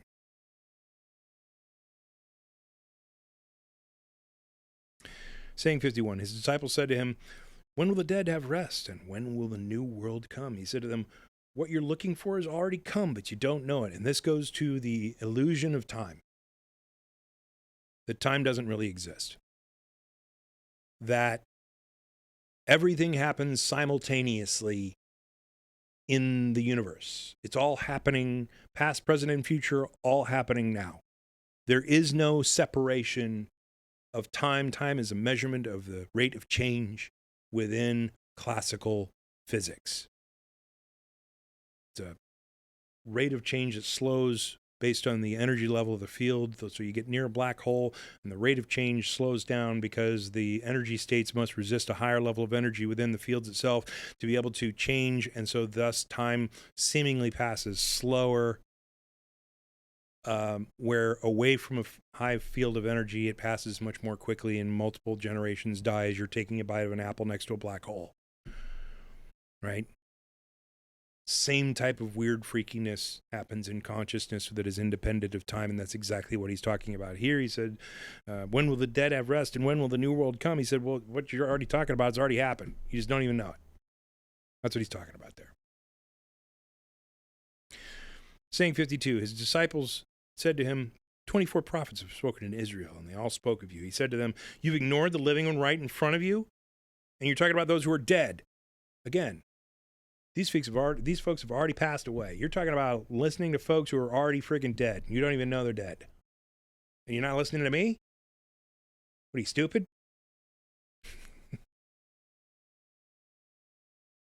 Saying 53, his disciples said to him, is circumcision useful or not? He said to them, if it were useful, parents would have children who were born circumcised, but the true circumcision in spirit has become profitable in every way.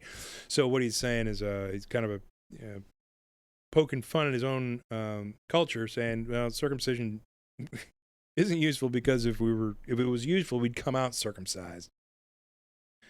And but the thing you need to pay attention to is the circumcision of your mind. Circumcision of your spirit based on all the crap that you've been handed to believe that is now in your way of understanding the truth and experiencing the truth, which is what he's talking about there. Saying 54, Jesus said, blessed are those who are poor, for yours is the kingdom of heaven.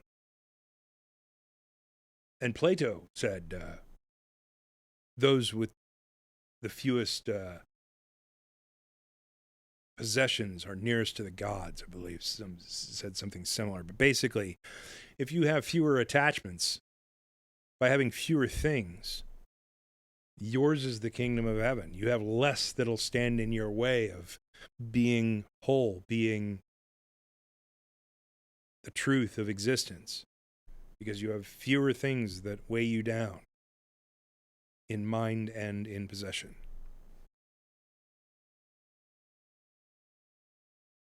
It's saying 55, Jesus said, whoever doesn't hate their father and mother can't become my disciple, and whoever doesn't hate their brothers and sisters and take up their cross like I do isn't worthy of me. And this is exactly what he's talking about when he's talking about attachments of mind. Because the ideas that he is attacking here in that culture, in that time in history, are sacred. Your father and mother should be respected. Your family is all you have. They're everything. They're the only people who will come to your defense if the world comes at you. You respect your parents and what they say. You respect what they tell you to do. What he's saying is you got to throw everything out the window. You got to understand that there is nothing in your mind that you are attached to that will lead you to truth. Whoever doesn't hate their father and mother can't become my disciple. You have to throw out all ideas of everything. All attachments of mind need to be jettisoned for you to be able to look within and see this whole 3D space-time as illusion. And when you understand that, when you experience that, then you're entering the kingdom of heaven, kingdom of the Father. Saying 56, Jesus said, whoever has known the world has found a corpse, and whoever has found a corpse of them, the world isn't worthy. Again, impermanence, the fallacy of time. The world already doesn't exist. You're in it right at this moment. You're in this 3D space-time. You're in this body experiencing this moment of consciousness because this is all you can consume at this one glimpse of eternity. The reality is the earth has already passed away.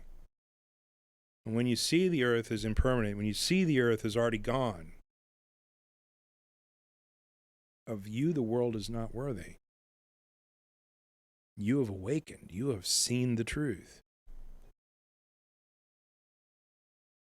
And so what in the world can then sway you and ruin your day? This whole place doesn't exist and is an illusion, has already passed away. Nothing. Nothing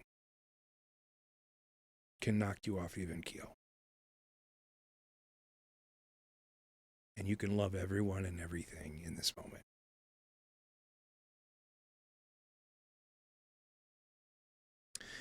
Saying 57, Jesus said, my Father's kingdom can be compared to someone who had a good seed. Their enemy came by night and sowed weeds among the good seed. The person didn't let anyone pull out the weeds so that you don't pull out the wheat along with the weeds, they said to them.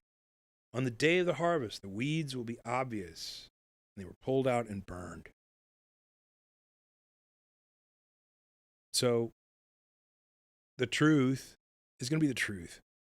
And it doesn't matter what everybody else comes along and tries to distract you with and say, and etc. Don't believe it, because in the end, the truth is the only thing that's going to be left. That's what the kingdom of the Father is like. And that's what I think he was saying there. Saying 58, Jesus said, blessed is the person who's gone to a lot of trouble. They've found life.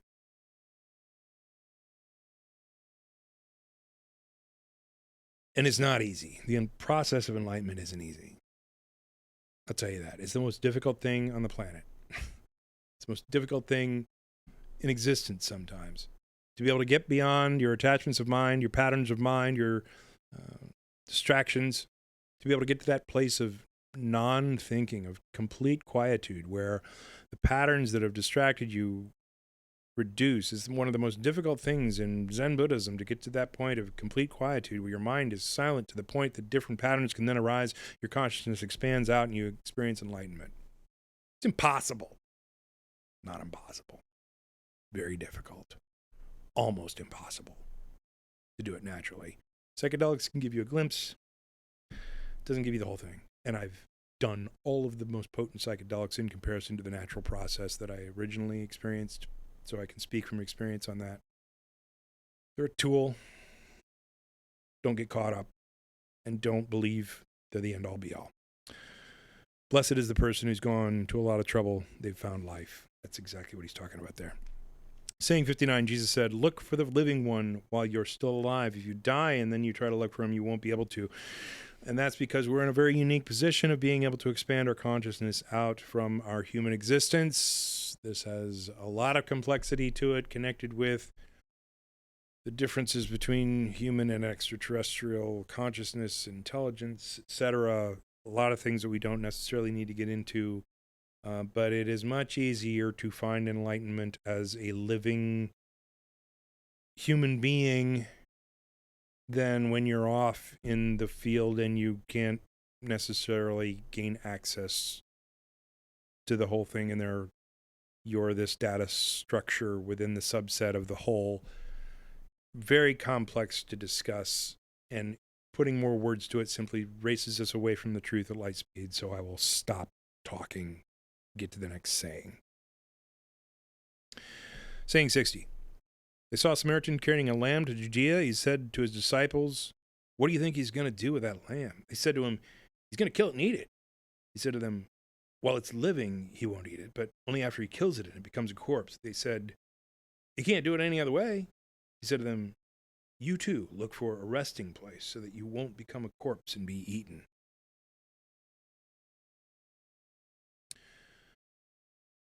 And that has to do with taking a break and meditating. Finding that resting place so that you don't become a corpse and be consumed, so that you can then find the truth within you. That's a reminder. One of the basic fundamental tenets of Jesus' message was take time to meditate. It's what Eastern Orthodox Christianity is all about. Meditate, meditate, meditate, meditate. Shut your mind down. Find that place of quietude within yourself that you can discover the truth.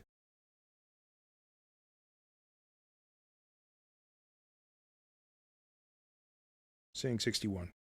Jesus said, two will rest on a couch, one will die, the other will live. Salome said, who are you, sir, to climb onto my couch and eat off my table as if you're someone? Jesus said to her, I'm the one who exists in equality or in balance. Some of what belongs to my Father was given to me. Well, I'm your disciple.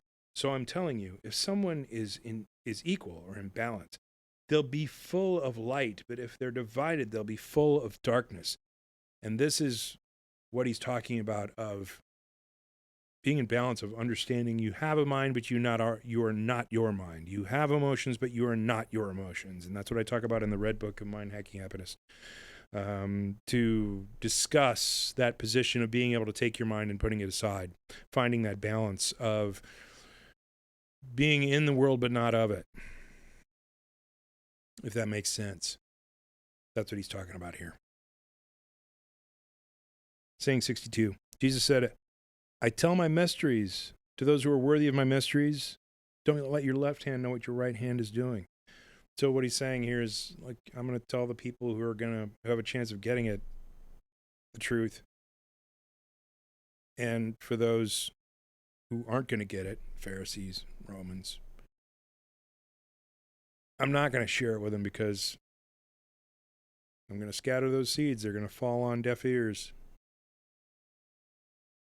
So you don't want to know, you don't want to let your left hand know what your right hand is doing. What he's talking about is the different forces of folks who are ready to hear the message versus not ready to hear the message and won't do anything with it.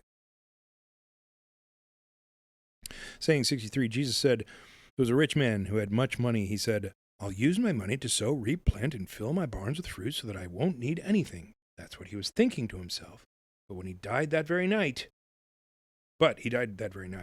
anyone who has ears should hear. Attachments of mind.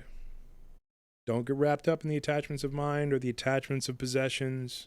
the attachments of self, because it's not going to get you anywhere.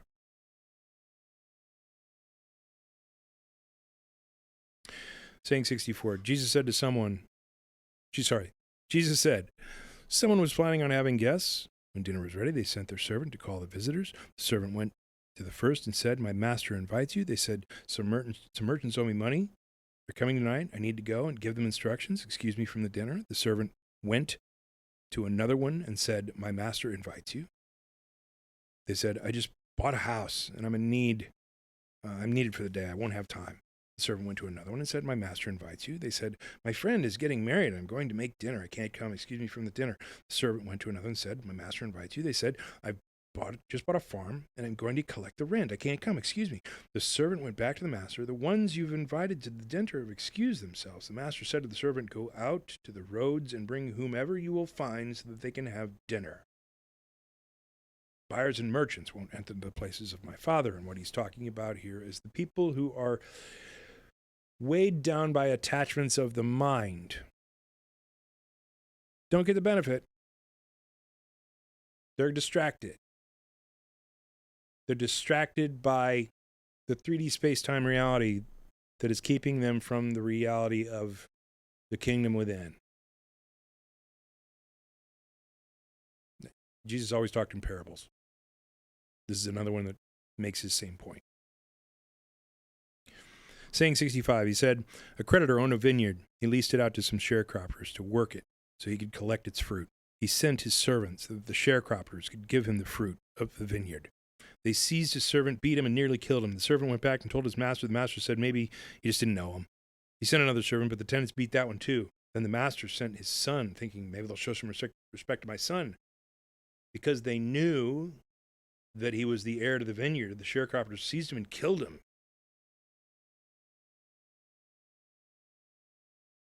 Right? What's important there? Your attachments of mind are an illusion. The reality of existence is what is now. Don't be led astray by your beliefs, because your beliefs aren't accurate.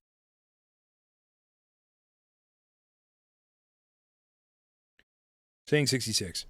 Jesus said, show me the stone the builders rejected. That's the cornerstone. Everything that you think is wrong. Show me the cornerstone the builders rejected. That's the one. Show me the one that the learned masters rejected. That's the one. Nothing you know is correct.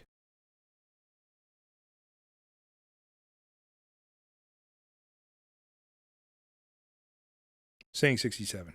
Jesus said, whoever knows everything but is personally lacking lacks everything. And of course, this is just common sense.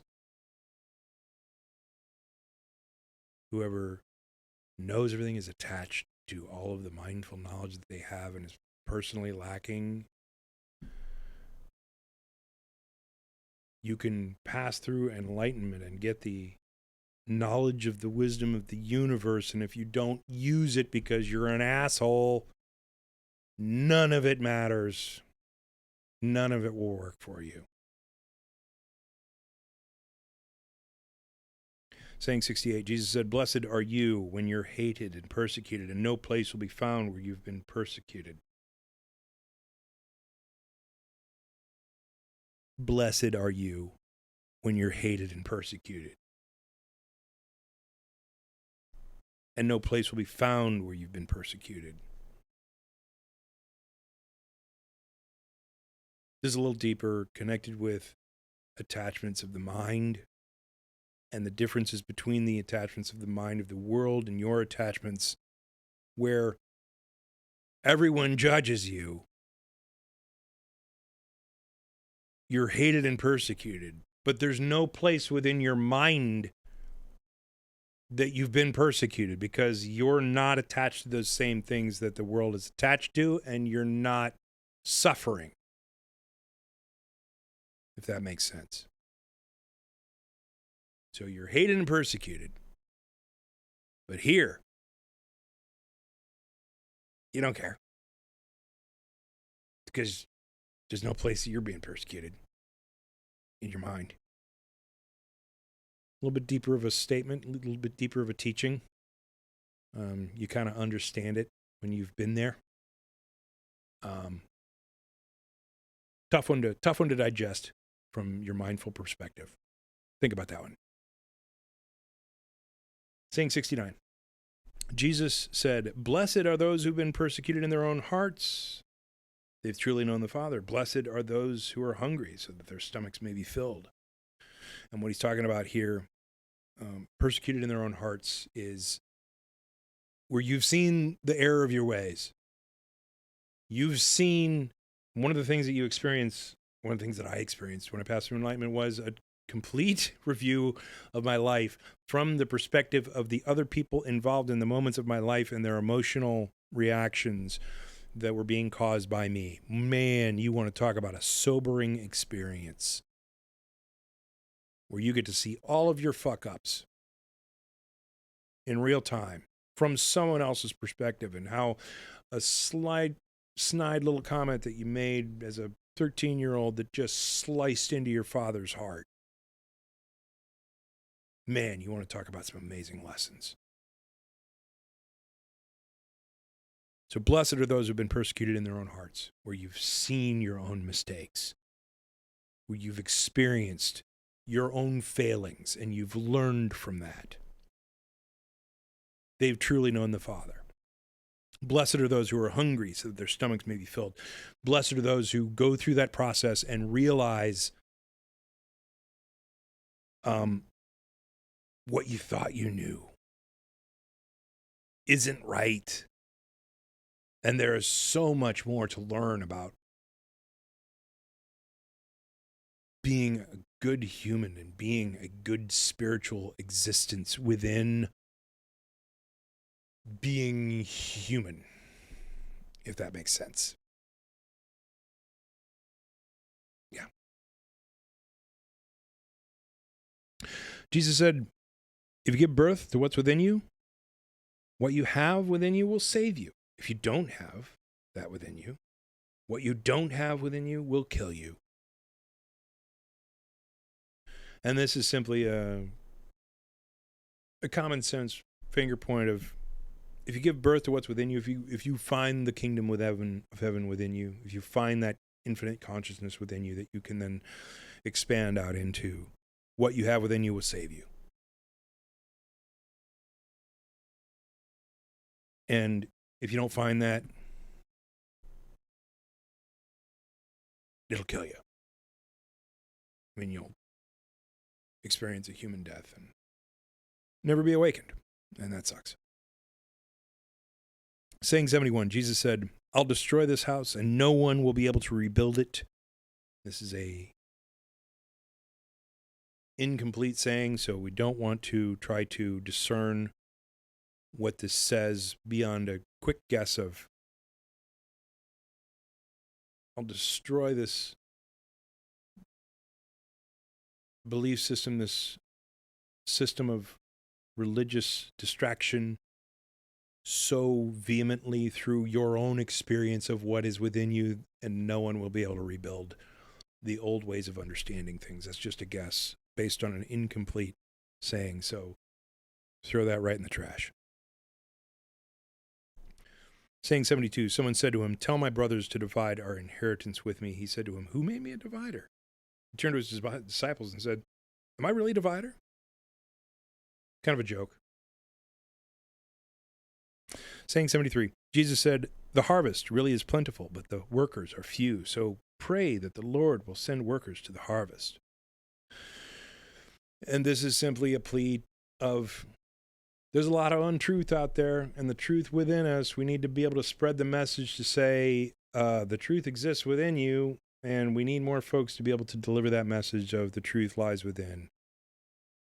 Pray that we get more folks that'll understand that and be able to deliver that message out to more folks so that they can start to understand that they need to search within and find the truth.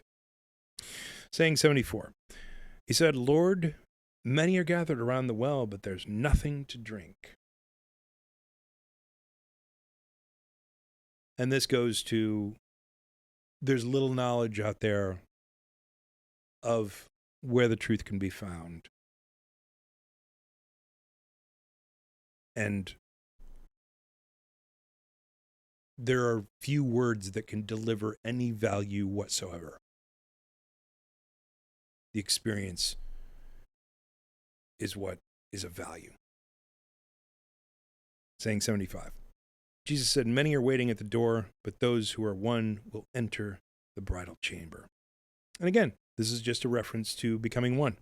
Jesus said, many are waiting at the door, but those who are won will enter the bridal chamber. And that, of course, that's a cultural reference of, hey, you're going to get laid. Hey, you're going to be married. You're going to be, one with the Father, marrying the Spirit, right? Those who become one enter the bridal chamber. Saying 76. Jesus said the Father's kingdom can be compared to a merchant with merchandise who found a pearl. The merchant was wise. They sold their merchandise and bought that single pearl for themselves. You too, look for the treasure that doesn't perish, but endures, where no moths come to eat and no worms to destroy. Look for that thing that is the small precious. The small precious is that thing within you. Give everything away for the small precious. My precious. Sorry. Lord of the Rings. But yeah, give up all the stuff that is worldly for the thing that is of true value. That's the message. Saying 77, Jesus said, I'm the light that's over all. I'm the all. The all has come from me and unfolds toward me. Split a piece of wood, I am there. Lift the stone, and you will find me there. This is a most popular saying of folks who don't really understand what's going on when you're talking about the reality of non-local consciousness, the inseparate field of love that is God, of which you are a small portion of that small data set within the entire structure that is your existence and your interaction within that consciousness. And what he is saying there is, I'm the light that's over all. I'm the whole thing. I am the all. He says it, all, capital A. The all has come from me and unfolds towards me. I am the whole thing and it unfolds towards me. I am everything. Everything is me. Split a piece of wood. I'm there because the non-local field of consciousness is absolutely everywhere, collapsing every one of these wave functions for every one of these atoms that you can't pass your hand through. Lift the stone and you'll find me there. I am the everything, the alpha, the omega, the non-local field of consciousness that exists in all places and all times. I am absolutely everywhere. Break the piece of wood. There I am.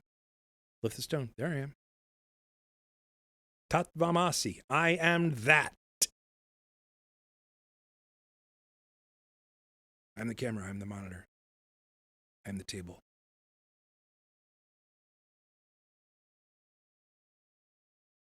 Saying 78.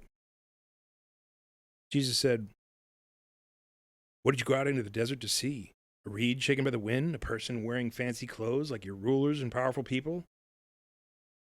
They wear fancy clothes but can't know the truth. And again, this is pointing to the attachments of mind. Where'd you go to find? Truth? The truth is within you. Don't you dare look out upon something else and think that you're going to get truth in any other place than from within.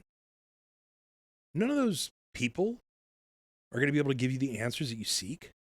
None of the things that you go see in these holy and religious places, these places of worship, are going to give you the answers that you seek.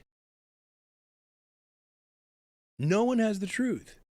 You have the truth.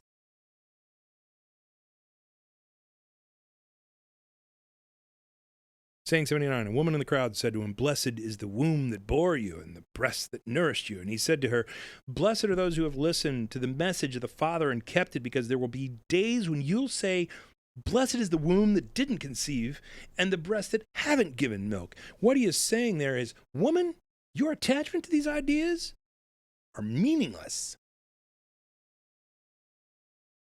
The important thing is that you understand that truth comes within you, and then all your ideas are going to change. All your ideas are impermanent. All your attachments of mind are meaningless. Because you've just said to me that something is supposed to be flattering to my ego. Blessed is the womb that bore you and the breasts that nourished you. And he said to you, you're full of shit, lady. Blessed are those who have listened to the message of the Father and kept it. Because all you just said, you're going to have different opinions on later. Because your mind is meaningless. Your attachments to your ideas are whimsical. Give them up in comparison to seeking within and discovering the truth. Saying 80, Jesus said, "Whoever has known the world has found the corpse, but whoever's found the corpse, then the world isn't worthy." And this is kind of a repeat of the same message that we discussed previously, so we'll just let that stand. Saying 81, Jesus said, "Whoever has become rich should become a ruler, and whoever has power should renounce it."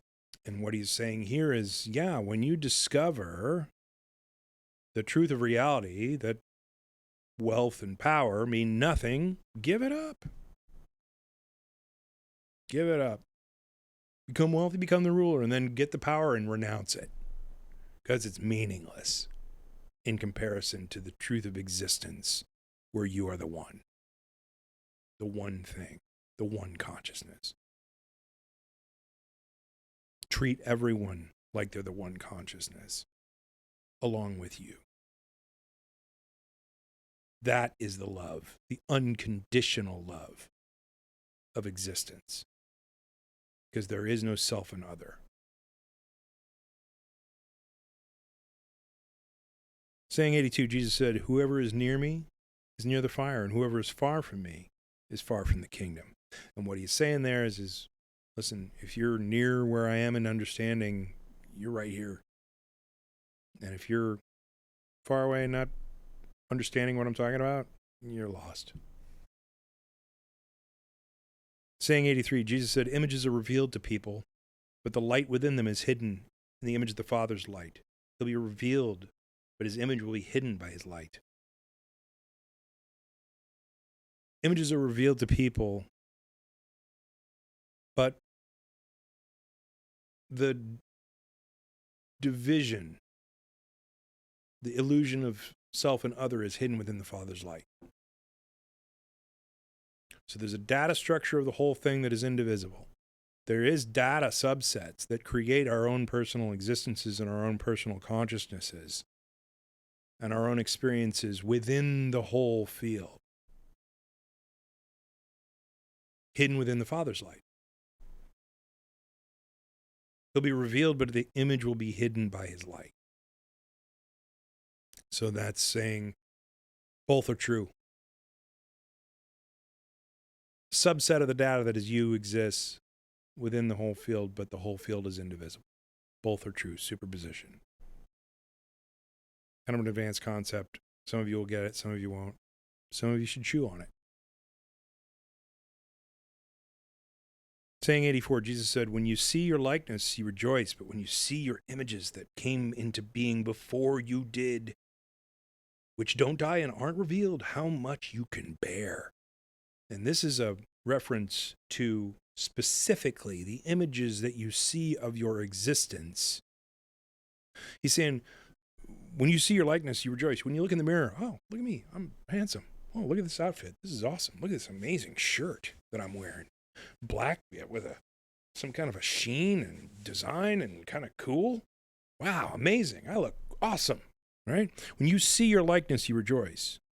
But when you see your images that came into being before you did, which don't die and aren't revealed, right? You can't see them with your naked eye. But when you do pass through enlightenment, you can see them. And when you do enter into deep states of meditation, you do experience those things. When you experience those through enlightenment, how much you can bear, meaning there's nothing can stop you. There's nothing that can limit you. There's nothing that you can't handle when you understand your true existence beyond this facade of what you see in the mirror. That's what he's talking about there. When you see the truth of your spiritual existence, your oneness. You're immortal, you're all-powerful, you're unstoppable.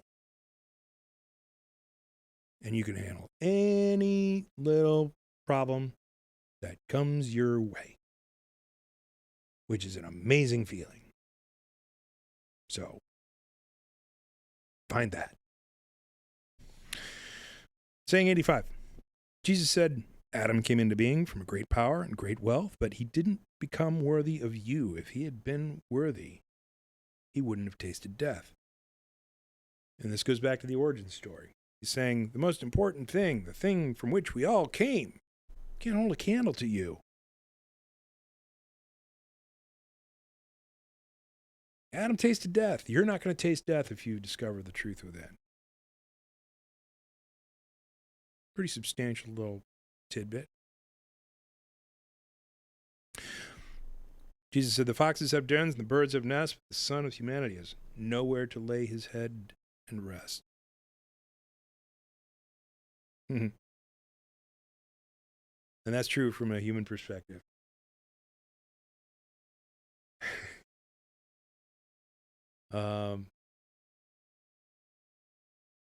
There's some things that you should probably chew on. This is one of them.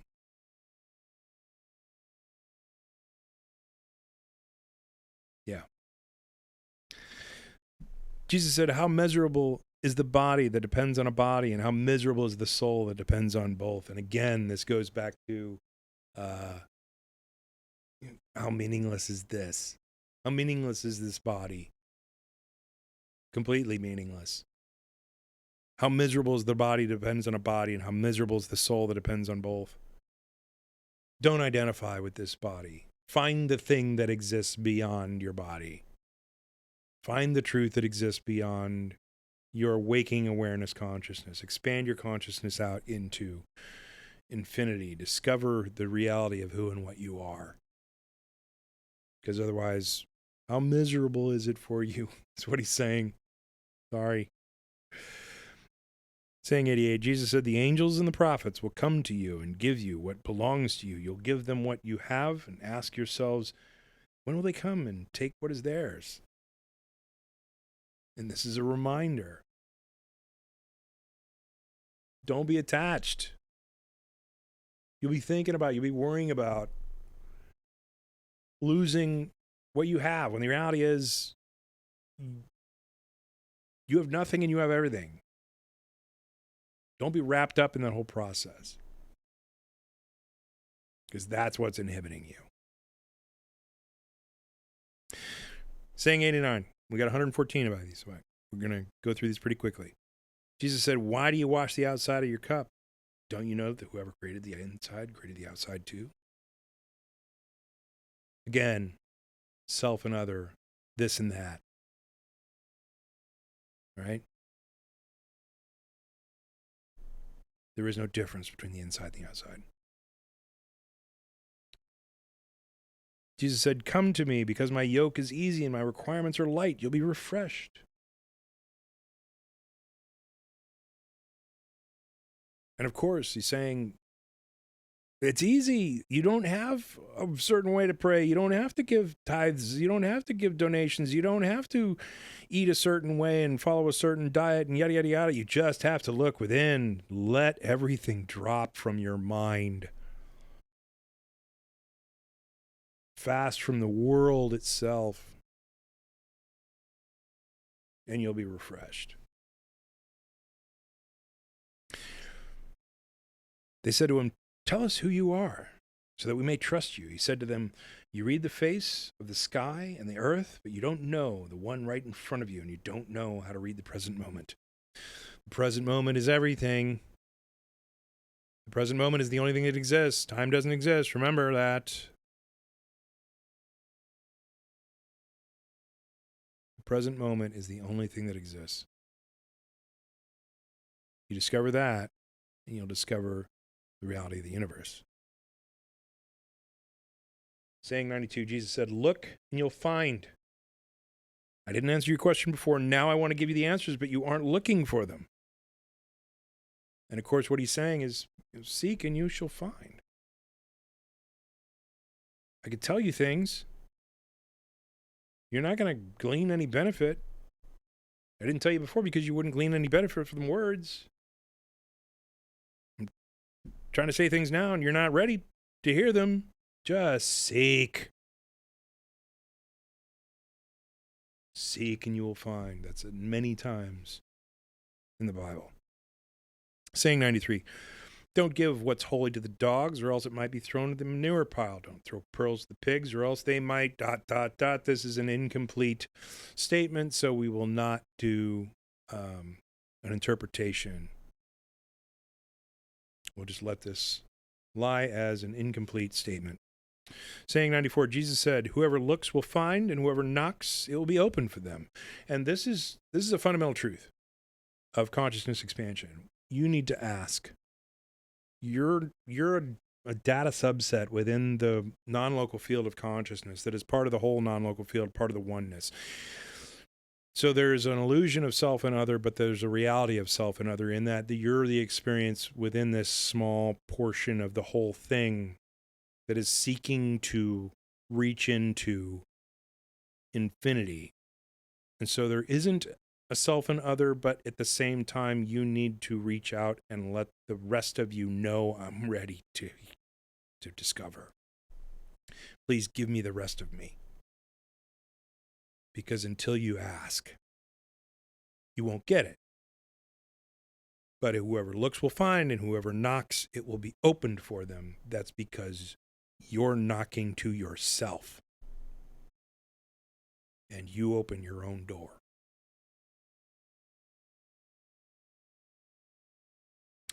Jesus said, if you have money, don't lend it at interest. Instead, give it to someone from whom you won't get it back.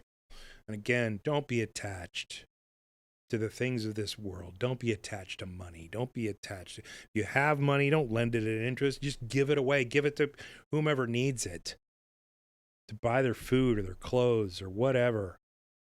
What do you care? You are the truth of existence. Don't be attached to worldly things. If you don't understand that that's one of Jesus' main tenets, then you might want to consider not even being interested in Jesus. Jesus said the Father's kingdom can be compared to a woman who took a little yeast and hid it in the flour. She made it into large loaves of bread. Anyone who has ears should hear. So, yes, from the Father's kingdom can be compared to a woman who took a little yeast.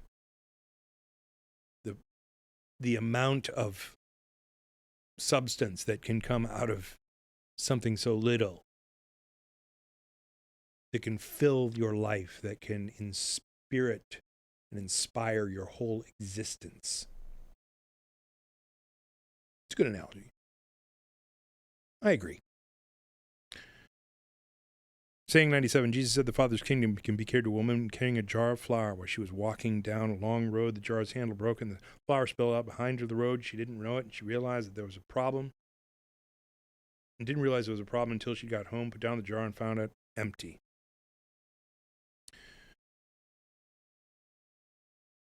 The reality of the universe, the reality of existence, the reality of energy is that it comes from emptiness. It comes from nothing. So you think you have something. In the reality, you have nothing. And it's okay to be with that nothing and to have nothing. A little bit of a deep lesson You'll have to chew on that one. But it's accurate. Jesus said the Father's kingdom can be compared to a man who wanted to kill someone powerful. He drew his sword in his house and drove it into the wall to figure out whether his hand was strong enough. Then he killed the powerful one. And what he's saying here is you need to practice. You need to develop your disciplines of consciousness before utilizing it in your life. Because if you come at a challenge with an unpracticed sword, you're not going to get anything done. You're not going to allow any positive change to occur in your lives or the lives of those around you unless you practice sticking your sword in the wall. Right? That's how he stuck it. Drove it into the wall to figure out whether his hand was strong enough. You got to practice. And if you don't practice, your sword won't be there when you go to use it. You got to practice your consciousness disciplines. And that's going into the stuff that I teach. My resume stands for itself. Yeah, that's kind of the thing that you got to do. You got to discover these things, then you got to practice them and hone them, or they won't be useful for yourself in this life or any other life. The disciples said to him, "Your brothers and mother are standing outside." He said to them, "The people here do the will of my Father are my brothers and mother. They're the ones who will enter my Father's kingdom." So what he was saying is, those people who are standing outside are maybe my family, my brothers and mother, standing outside, physical brothers and mother, family, familial brothers and mother, maybe standing outside. Those are attachments of mind. The people who matter and who are looking for the kingdom of the Father are in this room. You are my family. It was a lesson he was trying to deliver. They showed Jesus a gold coin and said to him, "Those who belong to Caesar demand tribute from us." He said to them, "Give to Caesar what belongs to Caesar, give to God what belongs to God, and give me what belongs to me." And this was one of the tricks that I think that the folks were trying to get him to break a law by saying something against Caesar and paying taxes, because that was illegal to do back in the day. So they were trying to find a way to kill him. And so he was just saying, give to Caesar what belongs to Caesar, give God what belongs to God, and give me what belongs to me. He's like, give him the coin. Pay the taxes. I don't care. Right? A little bit of history lesson there. Saying 101, whoever doesn't hate their father and mother as I do can't become my disciple, and whoever doesn't love their father and mother as I do can't become my disciple. For my mother, ... but my true mother gave life to me. So what I assume this says is, for my mother gave birth to me, but my true mother gave me life. So what he is saying is the dichotomy of non-attachment of ideas. Whoever doesn't hate their father and mother as I do can't become my disciple, which is completely against the culture of the time. You love your father and mother. You respect your father and mother. You obey your father and mother. You do what they say. You never betray them. Whoever doesn't hate their father and mother as I do can't become my disciple. So if you can't throw off your attachments of mind, you can't become my disciple. And whoever doesn't love their father and mother as I do can't become my disciple. So he's saying, by the way, I love unconditionally. I don't love for culture. I don't love because it's what we do. I don't love because it's been the attachment of mind that we've been handed. I love them because I love everyone unconditionally. I love them despite the fact that they are my father and my mother. And the culture tells us that we should do so. It's a different path. It's a more pure path to love. For my mother gave me birth. I'm assuming that that's what he's going to say there. And it feels like what he said. For my mother gave me birth, my true mother gave me life. Because the true mother is the Father, quote unquote. Sorry, background was not up to speed. Saying 102, Jesus said, "How awful for the Pharisees, who are like a dog sleeping in a feeding trough for cattle, because the dog doesn't eat and doesn't let the cattle eat either." And he's just talking about the Pharisees who were blocking the message of all religion and the truth, seeking the truth of within, just making a statement, a little house cleaning. Jesus said, "Blessed is the one who knows where the bandits are going to enter. They can get up to assemble their defenses and be prepared to defend themselves before they arrive." And so what he's saying is, this goes back to your expectation and or preference regarding expecting how things in life are going to go, and understanding how your thoughts in your mind will affect you by having your expectation of how they come. Therefore, you will not be affected by your negative responses, and they will not stand in your way of discovering truth. Really deep lesson there that you can certainly overlook if you don't know what you're looking for. I kind of explain how that works scientifically in the Mind Hacking Habit is Red book. You might want to check that out. But that's what he's talking about there. Saying 104, they said to Jesus, "Come, let's pray and fast today." Jesus said, "What have I done wrong? Have I failed? Rather, when the groom leaves the bridal chamber, then people should fast and pray." So what he's saying there is, come fast and pray so that we can find the truth. And what he's saying is, you got to find the truth first. And then you develop your discipline. You develop your abilities after awakening.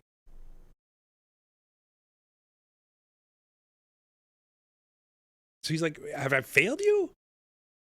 You want to pray and fast today so you can discover the truth? Dummies? You got to discover the truth first. Then you develop your abilities within consciousness and your ability to realize the truth and enable it in your life. Saying 105, Jesus said, "Whoever knows their father and mother will be called a bastard." And this is, again, just a kind of a spit in the face of our culture. Everything you know is wrong.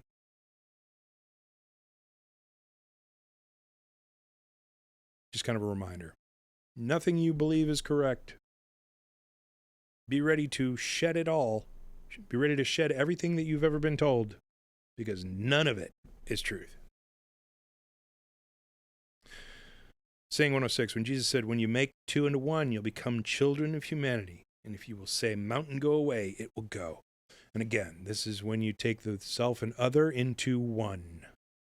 There is no self and other. Then there is no difference between you and that mountain. And when you manipulate the matter, it will obey you.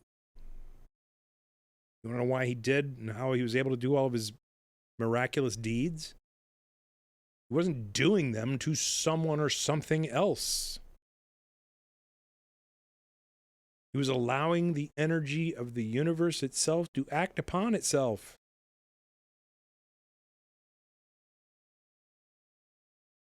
You got to get to the point of oneness, unity. Saying 107, Jesus said, "The kingdom can be compared to a shepherd who had 100 sheep. The largest one strayed. He left the 99 and looked for that one until he found it. Having gone through the trouble, he said to the sheep, excuse me, 'I love you more than the 99. The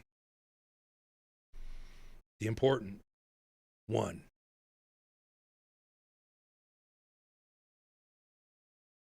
The one out of all the seeds. The one out of all the fish. This is a message of nourish the one that's going to benefit from your message, who's going to find the kingdom.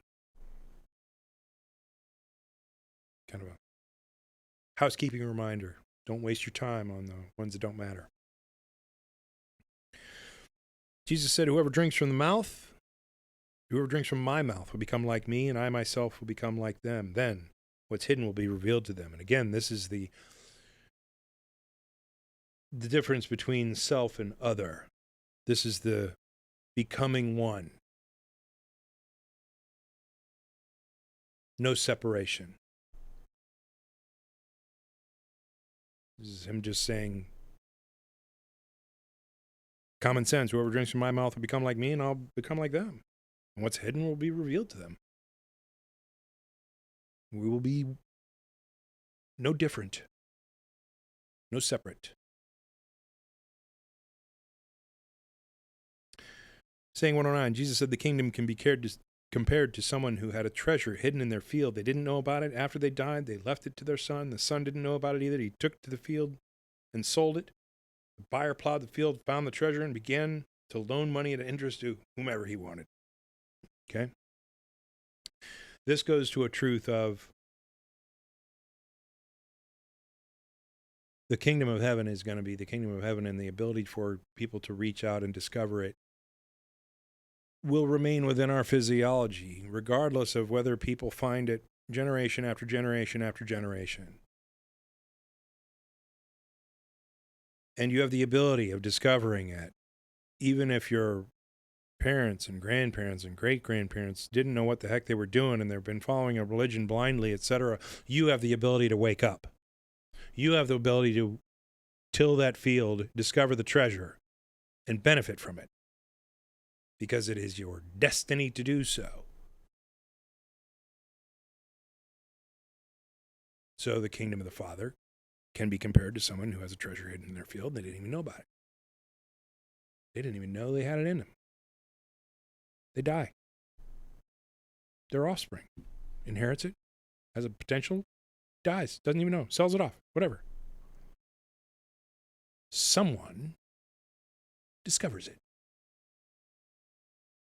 It's a good analogy for the kingdom of heaven, the kingdom of the Father.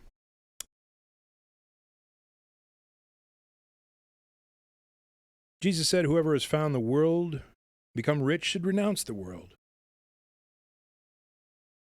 And that's a simple reminder that, yeah, you discover the reality of existence and become rich, not from a money perspective. He's not talking about money when he's talking about becoming rich. You become rich in knowledge, rich in experience, rich in who and what you are.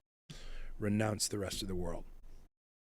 All of this 3D space-time, all of these attachments of self, all of this chase for money, status, power, renounce it all. Completely congruent with the messages of Jesus. Easily understandable from his perspective. That's what he's talking about there. Saying 111, Jesus said, the heavens and the earth will roll up in front of you, and whoever lives from the living one won't see death. Doesn't Jesus say, whoever finds themselves of them, the world isn't worthy? Yeah. The heavens and the earth will roll up in front of you. Literally, the 3D existence that we exist within when enlightenment occurs, it unfolds into the complex geometry within multidimensionality, which you then can see from a complex, here at how all of it works perspective. You understand how complex it is, and it literally rolls up in front of you. The individual points in 3D space-time unfold into an infinite dimensionality before you that you get to see and understand and see how all of the unified field of consciousness puts all of it together. Mind-blowing. Going back to the original sayings in the beginning of the Gospel of Thomas, amazing and amazing.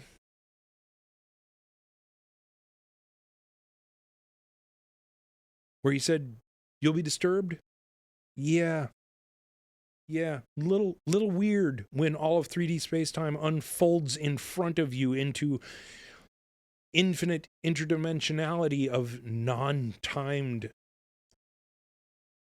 simultaneous existence of consciousness. Infinity's a big thing to chew on. The heavens and the earth will roll up in front of you, and whoever lives from the living one won't see death. No shit, huh?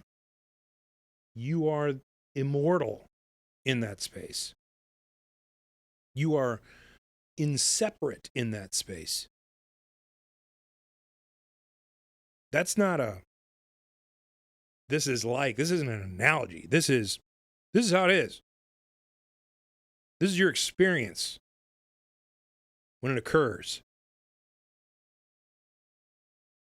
Doesn't Jesus say, whoever finds themselves of the world, of them the world isn't worthy? Yeah. Yeah, literally. The whole 3D space-time existence, the world is not worthy of your existence because you are beyond it. So one of those profound statements in all of the Gospel of Thomas right here in 111. Saying 112, Jesus said, how awful for the flesh that depends on the soul, how awful for the soul that depends on the flesh. Again, you are not what you see when you look in the mirror. And how poor you are, how much of the poverty you are if you think you're this. Saying 113, his disciples said to him, when will the kingdom come? Well, it won't come by looking for it. They won't say, look over here or look over there. Rather, the Father's kingdom is already spread out over the earth, and people just don't see it. And that is so true and very practical after you understand 111 and you can see and experience the universe unfolding before you. It's all around you, and you just can't see it with your eyes, with your visual acuity. You need to expand into consciousness itself to be able to understand what exists underneath the 3D space-time illusion. That's what Jesus is talking about. That's what he wants you to find. Last saying of the Gospel of Thomas. Simon Peter said to them, Mary should leave us because women aren't worthy of life. Jesus said, look, am I to make her a man so that she may become a living spirit too? She's equal to you men, because every woman who makes herself manly will enter the kingdom of heaven. And this is simply everything you know is wrong, dipshit. You're wrong about women. You're wrong that there's a delineation. You're wrong about your identification of self and other, that you're somehow better because you have a penis than this woman who doesn't. When she enters the kingdom, she becomes like a man. That's literally speaking Simon Peter's language. It's not reality of Jesus saying that you're right. He's saying, Simon Peter, quit being stupid. It's unfortunate that they added this one in as kind of a denouement, an addition at the end of such a prophetic wrap-up of 111 forward, man. The initial sayings deliver a lot of wisdom, and the latest sayings at the end deliver a lot of wisdom, and then this last one's like, I mean, I guess it's practical, where you're like, there is no separation between you and other moron. All right, I'm getting a little loopy. I love you guys. I hope this gives you a little bit of an insight into the Gospel of Thomas and what might be meant in these sayings that Jesus was talking about, because it is my complete belief based on experience versus belief based on scholarly study of what Jesus was trying to tell us about and teach us about, and which is congruent with all the rest of the Gospel of John is one of the most esoteric writings in all of the Bible. And the other three Gospels, the other apostles, are very similar and very like in their nature of delivery of divinities found within. Go through those and read those again after discovering the understanding of this esoteric writing. I think you'll see things in a different light, and you'll start to understand how much your mind can get in the way and create ideas that block you from the truth, and the teachings from the blind folks at the pulpit who are feeding your mind with ideas that are inaccurate. Dump all that. Don't believe any of your preachers. They don't know what the hell they're talking about. The only person who can deliver you information that is worthy is right within you. And it's the spiritual connection that you have to the non-local field, the existence that is inseparate, the God of the universe. Forget everything that everyone tells you. Forget every book that you've ever read, including the Bible, and go find the truth within. Find the kingdom of heaven within, because that's what this is talking about in the Gospel of Thomas. I hope this message finds you well. I hope I didn't upset too many of you. This is just my opinion, and you can flush it down the toilet just as easy as anything else that I tell you to flush down the toilet. I hope Your life is going awesome, and I hope this gains you just a little bit of insight into how I see the Gospel of Thomas, which, of course, I could be completely wrong. Love you guys. Talk to you soon. Peace.